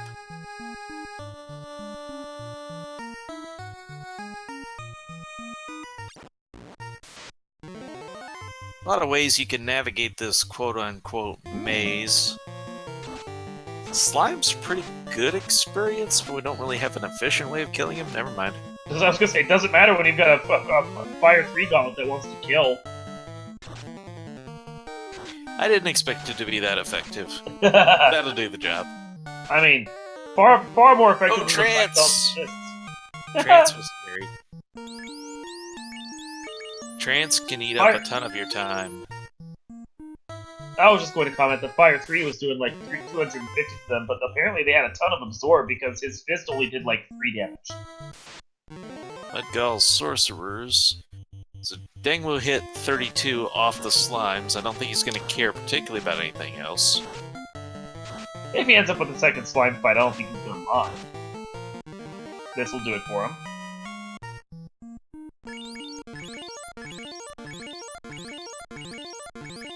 Right, Caleb is down to almost just the black belt. Gotta get 1 more HP of damage first. There it goes. Yeah, and that'll work out because this Agama room is so near the end of the dungeon that he's just able to warp out as soon as this is done. And it's very low risk at this point. Okay, so Warmech slaps a red mage, but not before the other two are able to get out Lock 2 and Fast. Lock 2 slowing down Warmech, while Fast is going to speed up the fists of the Black Belt. Now we're getting more rusing, more locking, and it looks like Fists of Fury are now starting to come out. 16 hits, 1,000 damage, plus immediately kills Warmack, and that's all she wrote for the robot chicken. Yeah, those fists make quite a bit of difference when, I mean, the best sword Dengwu was bringing against Warmack before was probably Ice Sword. Mm-hmm. The gap between a red mage with Ice Sword, or actually would have been a fighter at that point, fighter with Ice Sword versus 32 black belt fists is tremendous. Huge. Yeah. Fierce strats all around for this. Ineffective. Ineffective. Ineffective. Fear did not work, but he's gonna keep trying. Punch? He didn't. He was hoping she'd just run. He was memeing. I mean, I did look out the window, but still. So far, Fear is 0 for 6 on that. Trying another round.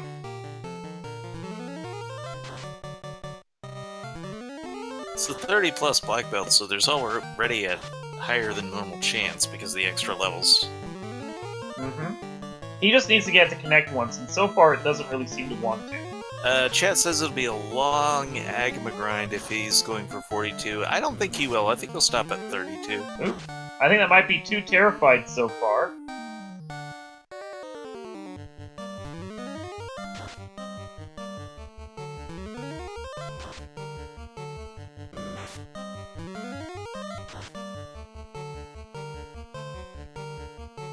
Fortunately, I don't. This is just ceding a lot of time to Caleb right now. He does this.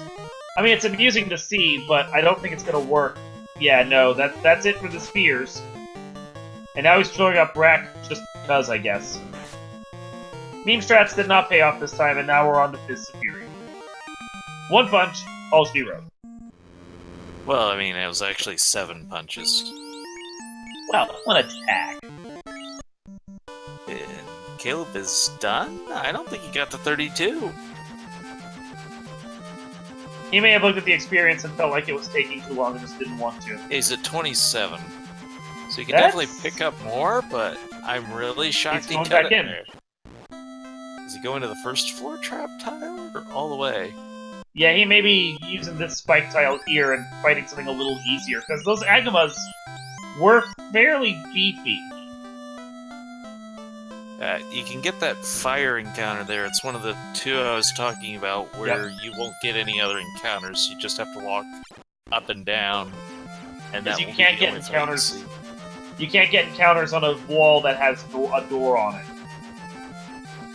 One of those weird things about Final Fantasy. Yeah.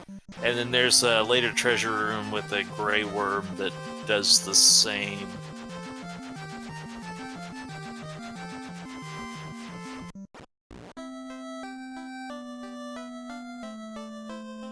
So with that, Danglu has all 4 of his orbs lit. Meanwhile, Caleb is just trying to figure out what to do to get around that Warmack that's blocking his last orb. Yeah, and at this point he may just be thinking, okay, I'll get 5 levels along the way, but that's a lot of levels to pick up. Honestly, with the way that he's flying around and his backtracking over and over, I feel like Caleb's just a little on tilt at this point, which I can't blame him for. But this has been a rough seed for him. Well, we're talking about 1 hour, 50 minutes. And he has probably been in that chair looking at Final Fantasy Randomizer at this point for 4 to 4.5 hours. Mm-hmm. Because of the setup for the earlier race, calling it, and doing this one. That is a lot of time to be in one place. So that's a whole lot of Final Fantasy. It's an endurance test. Uh-huh. I know I'm starting to feel the burn on that at this point. So at 1 hour, 48 minutes, 24 seconds, thanks Danny, our fantastic tracker, for writing that down, Dangwu has entered the Temple of Fiends. And very well positioned to do it, because the reason you don't see black belts a lot these days is because we're usually at lower experience, so it doesn't necessarily pay off to invest the time if you don't need it. But when you need it, there is no doubting the Black Belt's ability to get through things. This is probably a good time to mention that these Fiends Revisited share the same skill and magic pool that Warmech and Chaos do. So it's 6 of them on one list, which offers a lot of nastiness in there. But we've seen the 2 tornadoes and a nuclear come out of that list for Warmech already, so we know that those won't be in here. But that just leaves, 3 nukes and 3 nuclears available. Nothing Along major. with things like Swirl and Blaze or Inferno and a couple of other nasty skills. Those you're not usually as worried about because of ribbons. I think they'd be a little worried because Stuff there's like only Earthquake. there's only like I think 1 ribbon that we found so far here, and he's not rocking that dragon armor, so things are a little more worrisome. Yeah, but also he's been getting Black Belt magic defense, so should actually move that ribbon to one of the red mages, because the Black Belt's, it's just not really that helpful. Not at this point, no. Hopefully he's already switched that around. And that's if he only has 1. If he has 2, then yeah, put 1 on a red mage, 1 on the Black Belt. Well, you put 1 on the black belt if you have the armor and stuff to go with it, because bear in mind that if you have that ribbon on there, this is for the audience at large, anything that the black belt wears, like, defaults his armor to whatever he's carrying. So ribbon with only 1 defensive point is only going to have 1 defense on the black belt, whereas his natural defense, I think, is 1 point per level he has, so you gotta balance that. That's actually a good time to mention we never found the Opal Bracelet. We did not. That was one of the in the incentive items, and they didn't finish exploring all the incentives. Ooh, Lich lasted more than a round. Never mind. I was about to say he lasted more than a round. Yep, that did that. Never mind.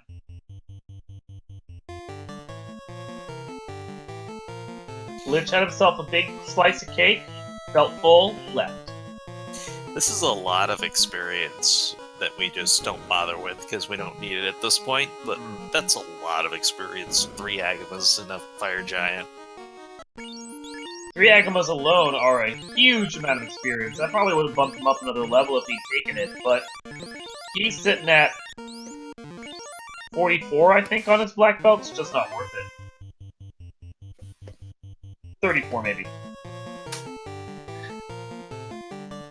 I mean, they are worth 3 standard units worth of experience. Standard unit being an Agama? Yes. It's like in Final Fantasy V where everything is measured in sand bears.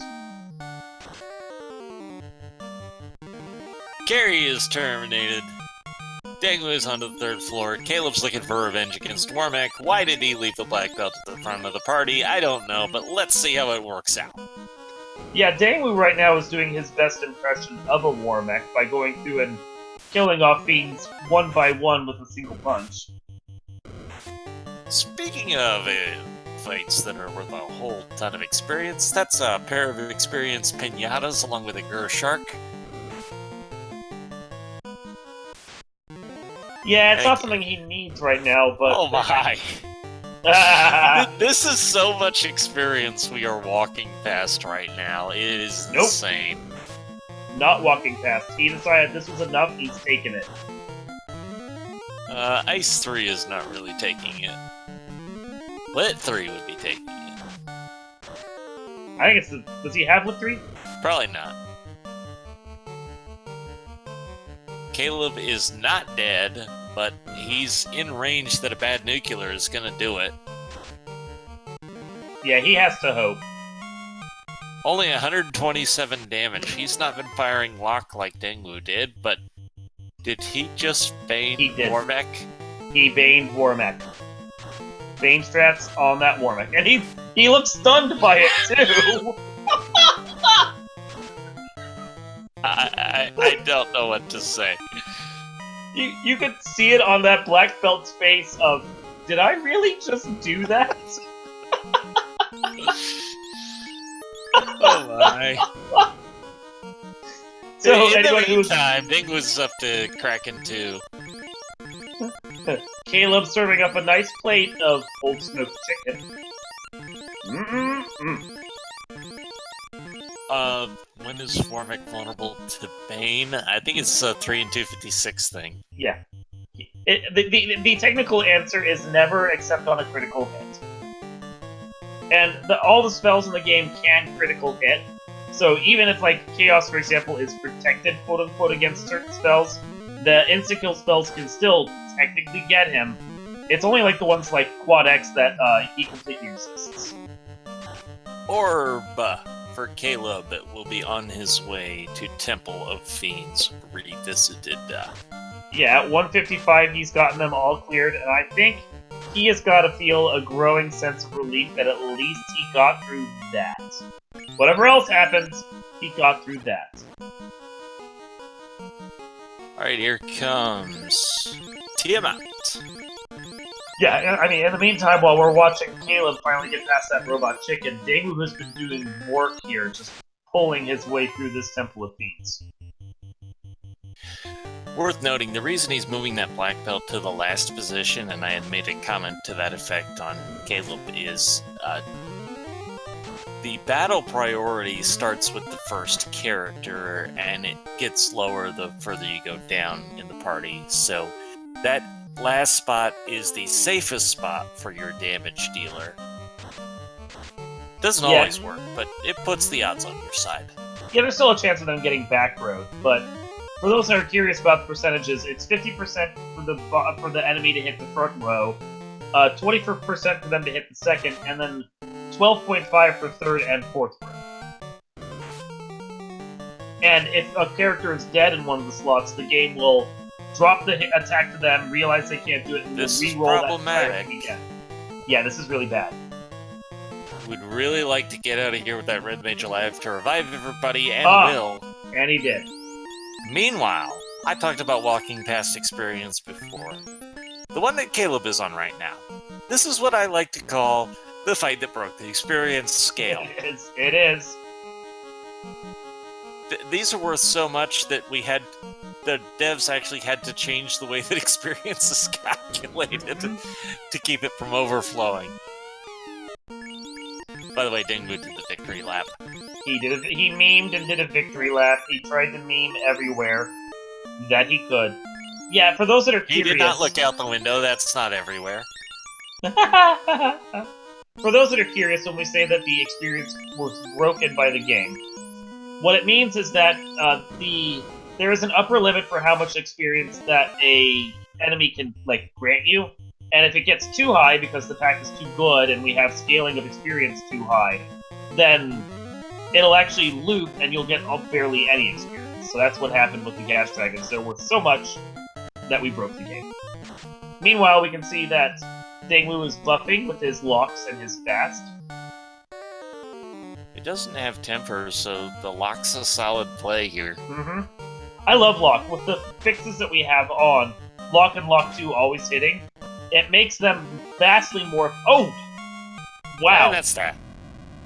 Not a very strong Chaos. One Punch Man does the job. Tiamat was actually the bigger threat this time. He was. That was a gatekeeper Tiamat he barely squeaked past. Meanwhile, we've got Caleb taking on Lich.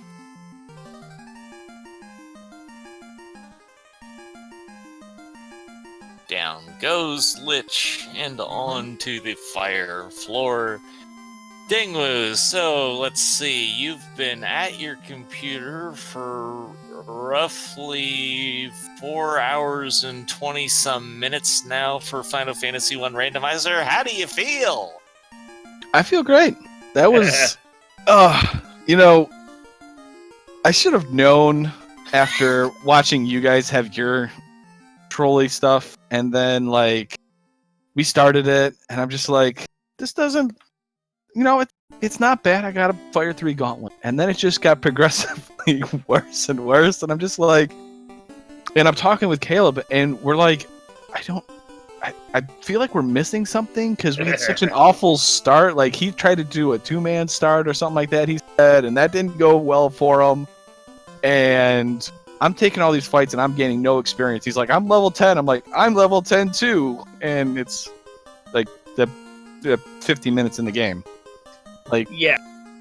It seemed like this scene started off brutal, continued to be brutal, and almost let off the gas at Temple of Fiends until suddenly Tiamat was brutal. Yeah, Tiamat had just enough absorb where I kind of took it easy on him too, and I'm like, please don't kill my last red mage. Please don't kill my last red mage. That was was a good thing Nuke didn't come out there. Yeah. And I swear there was Invis 2 somewhere, and I completely forgot where it was. And then I hear out of nowhere, he's laughing, and I'm like, what? He's like, I baned Warmech. I'm like, are you serious? Yes. We laughed too. Well, it kind of broke me more than made me laugh. I was like, of course you managed to bane him. Because I wiped Warmech, and I knew I was in trouble. Because I didn't have the tail, I was hoping to have Excalibur, and I was like, okay, I might be able to do it that way. And it didn't work. I'm like, alright, black belt. And I'm like, wait, I'm not 32 yet, so guess I'm grinding in Skyfloor for a little while, and it helped out. One shot Warmech and done. Yeah, he didn't have a lot of health once you got him, like, his defenses down enough, which worked out in your favor, because he could have scaled up pretty good. It's just, yeah, that first time you encountered him, which is the same thing that happened to Caleb, he just went right down the road and just kicked you right off that bridge. Yeah, and I'm watching... Oof. Oh, the sun landed on his black belt, that hurts.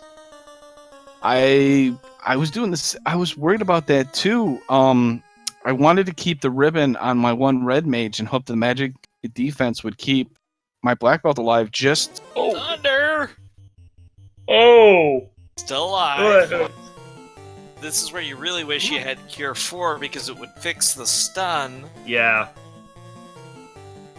It's Ooh. just not happening, though. It's... Stun does not want to heal up. He should No, almost have and it's like 1 in 4, so this is really bad. This is turn 5 or 6 with it still on. This is So terrible low on luck. HP. Got a hit in. That's Go good. Ice 3. Oh! I said when Dark Moon finished that I would give it one try. I'm wondering if that's the position Caleb's in now, but he's still got a chance. Quad X, still alive. What Oh. can he pull out? Does he go Bane strats? He doesn't have a lot left. Oh. He's trying to man. decide. Ruse will make you less susceptible to hits, but it doesn't protect you from the spell damage. He's gonna try and melee through this. Stop, that's a wasted turn, but it moves you closer to Nuke again, because I think he only had a couple spells. 18 health with another lit 2 probably coming down the pike soon. Blaze, and Blaze! that's it! Oh. And yeah, he only had the one run in him. That was a deep run too, but that's gonna be enough for Caleb. Do I not cannot blame him. No. That was a particularly brutal little seed right there. I don't actually think he had the black belt to 32 there. No, he didn't. So that was a big difference too. I really felt like I had to do it. Just, it's one of those things where you like you feel Well, you for don't want this. to die to him twice. No. And that's pretty much all you have to say. You don't want to die to a fiend twice. Whew. That was rough. And we didn't, like, the Kraken that you saw didn't have anywhere near that kind of damage that he was cranking out that Caleb saw. Like, your Kraken just died. Well, Yeah. Dinkwu didn't get stunned. Yep. Caleb, GG's. Ow. That sucked. You That- banged Warbeck. You're the real winner. I mean, honestly. That was a first for me. That was the first time I've ever done that. I want Oh. to say though, I mean, as much as I love you, Caleb, and all that, but I have to interject. how dare Carrie resist like 16 casts of fear? I mean, honestly. You scared her once. You can't scare her twice. I really wanted it. I wanted to win over the fans. You tried. You got our love in that regard. Although Caleb baiting Mormec, I think, was the true play of the night. Oh, you should have heard him in chat. He was so excited. I mean, I don't blame him, but We were excited too. It was fantastic. So, guys, how did you feel about that seed I rolled for you? It was the worst early game we've seen with these flags, I feel like.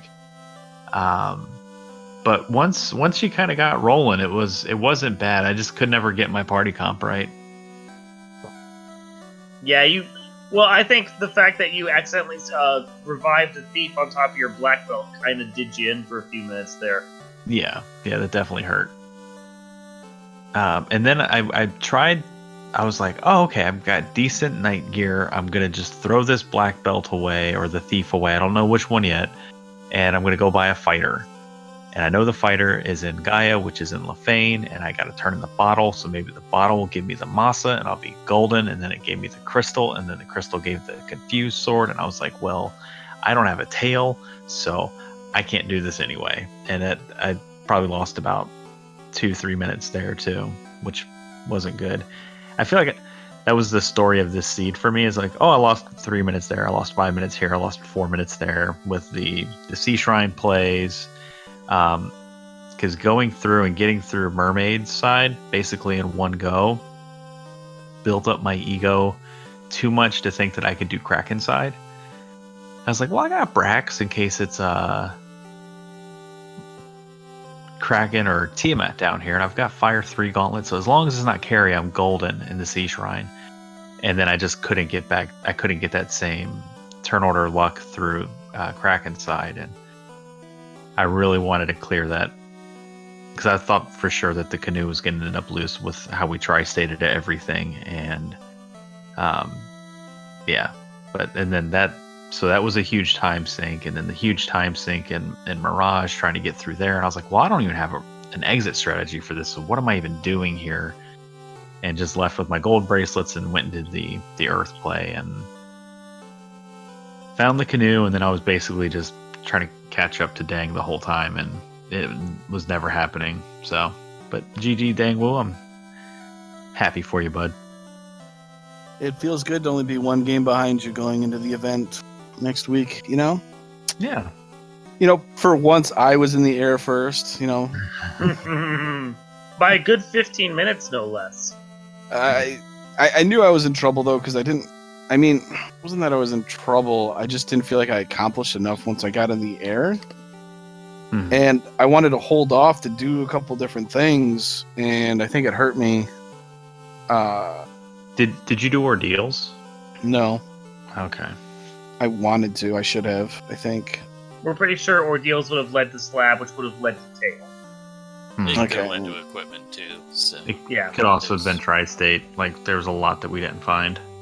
Oh, yeah, so... it was probably loaded based on everything else we've seen. But so a week from today, we're all in the same place at the same time. I'm not sure the proper authorities have been notified, but anything in particular you're looking forward to when we go for the big show?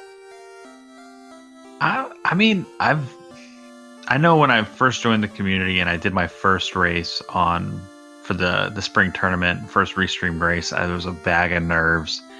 And now I've gotten comfortable racing. I don't really get nervous anymore, but I have a feeling it's all gonna come to a head because racing in front of a crowd, in front of like everybody watching the marathon at home. I'm concerned about nerves, but I think it's going to be a good time. I think it's going to be a lot of fun. I think there's going to be a lot of energy. Dang, Woo. Can't wait to hang out with everybody. It's gonna be great. I'm hoping some more or other people from the community are going. I don't know who else is going, but get to hang out with a bunch of people, get to show off FFR. Yeah. And I'm going through a boot camp here, probably on Monday, Tuesday, Wednesday, before I leave on Thursday. Like an FFR boot camp? That's right. In which all I'm going to do is play World of Warcraft Classic the entire time. Sounds legit.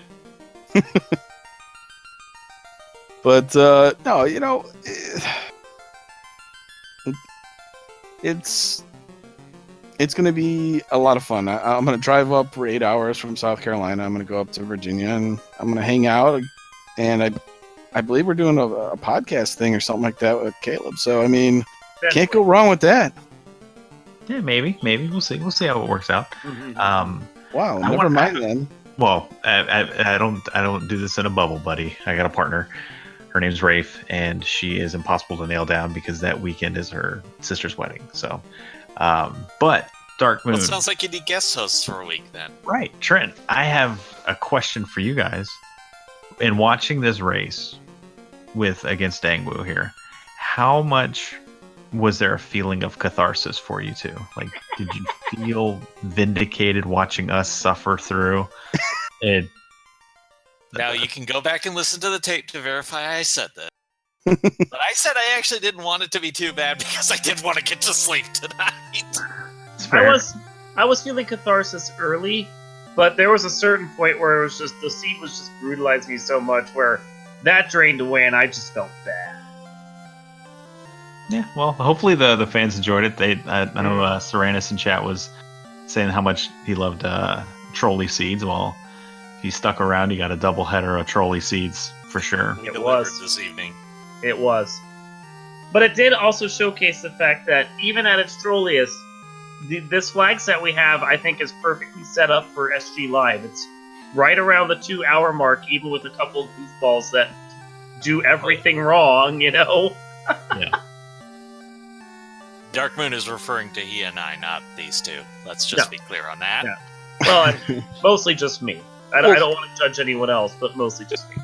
So for anybody that's out there, we told the Dark Moon to try state all the locations, the Masa, the defense sword, and that, right? Well, he doesn't actually do that. So Caleb and I look at it, and we're looking at it, and we're like, you know what? We're going to the commentators.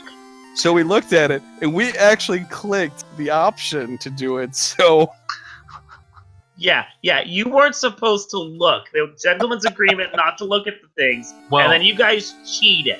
Well, we had the gentleman's agreement is always between he and I, and we were looking because we needed to do math to figure out how many loose items there potentially could be, and we're like, hey, wait. Everything's incentivized. Yeah, we said we'd turn everything to Tri-State, and then I decided just to be a jerk and switch it all back, so you just only have 2 loose and have to go digging. See, you just covered it right there. That's where you went wrong. You tried to do math while live on Twitch, and it betrayed you. Well, we weren't. If you guys would have just stuck to what I'd done, then you probably would have had a much easier seat. Probably. Probably. Well, and the weird part about it is we were in go mode pretty early, but then we looked at our levels and we're like, level 12 go mode. Yeah. Okay. Yeah. What do we do with this? You were kinda in go mode. Until you got that canoe, you weren't really in go mode. But, because you could do everything except for carry, which is really weird because normally it's the other way around. But, yeah, that seat. Yeah, it was great. I was in Earth Cave, and I'm just like, okay, I feel good. I found that key. I'm marching along. I'm just about right to lich and get ambushed by cockatrices with blaze, and I died. And I'm just like, really? Goodbye. And then I never seen them again. They literally showed up for that one time, reset me all the way back. They got me in Waterfall, or no, they got me in Sea Shrine on the Spike Tile and Sharknado, and then they got me again in the Earth Cave. But in the Earth Cave, I was better equipped for it, and I was able to get through Earth and Marsh in one go. So, but nothing about this seed felt fast, and it was less than ideal. Okay, so we have tied up SG2 for 4 hours and going on 45 minutes at this point, so it's probably not a bad idea if we decide to steadily wrap this up. So you guys have any final thoughts before we give the stream back to Speed Gaming? I mean, I don't know how much time we're gonna have to thank everybody after the race next week at SG Live. I just want to thank you, Dark Moon, for doing commentary every week in this road to SG Live. Thank you for reaching out to Miss Metroid with SG Live or the Speed Gaming and getting this restream set up. I really do appreciate all the stuff you've done for this run up to the event. Trenton, thank you again for everything you do behind the scenes, like doing the SG helping us get set up, doing commentary, showing up at the SG Live event, doing commentary for us. I'm really looking forward to hanging out with you guys. And Dangwoo, thank you again for being a heck of a competitor and always a good sport about everything. This has been a ton of fun, and I really want to, kind of keep this momentum going. And then maybe we'll see because I know a couple people have talked about they still want to see Caleb and Dangwoo race each other maybe not on a weekly basis, but on a regular basis. And one of those people that mentioned that to me was our illustrious tracker, Danny383. So thank you, Danny, for coming out and tracking all these races for us. And everybody else that's done commentary these past 15 weeks. You guys have been a ton of fun. So thank you again for all this stuff. It's awesome. Yeah, what he said. Thank you both, and thank you, Danny, not only to a marathon tonight, but just to peel back the curtain in case we don't get the chance later. We've already been talking with Danny about how we're going to do some of it for SG Live. So even though Danny won't be on site, we'll have communication with Danny and still be doing tracking for us. So we won't have. I don't think we'll have the same graphics setup, but we will have information, so we'll be covering that as commentators. Dark Moon, I think you have some announcements here. I do. I was going to note that I think for SG Live, only the main 4 tournaments are going to have proper trackers. So all the cool on-screen stuff you see here right now probably will not be there. Although you never know, they might be able to do it. But yeah, we will be at SG Live. That's going to be next week.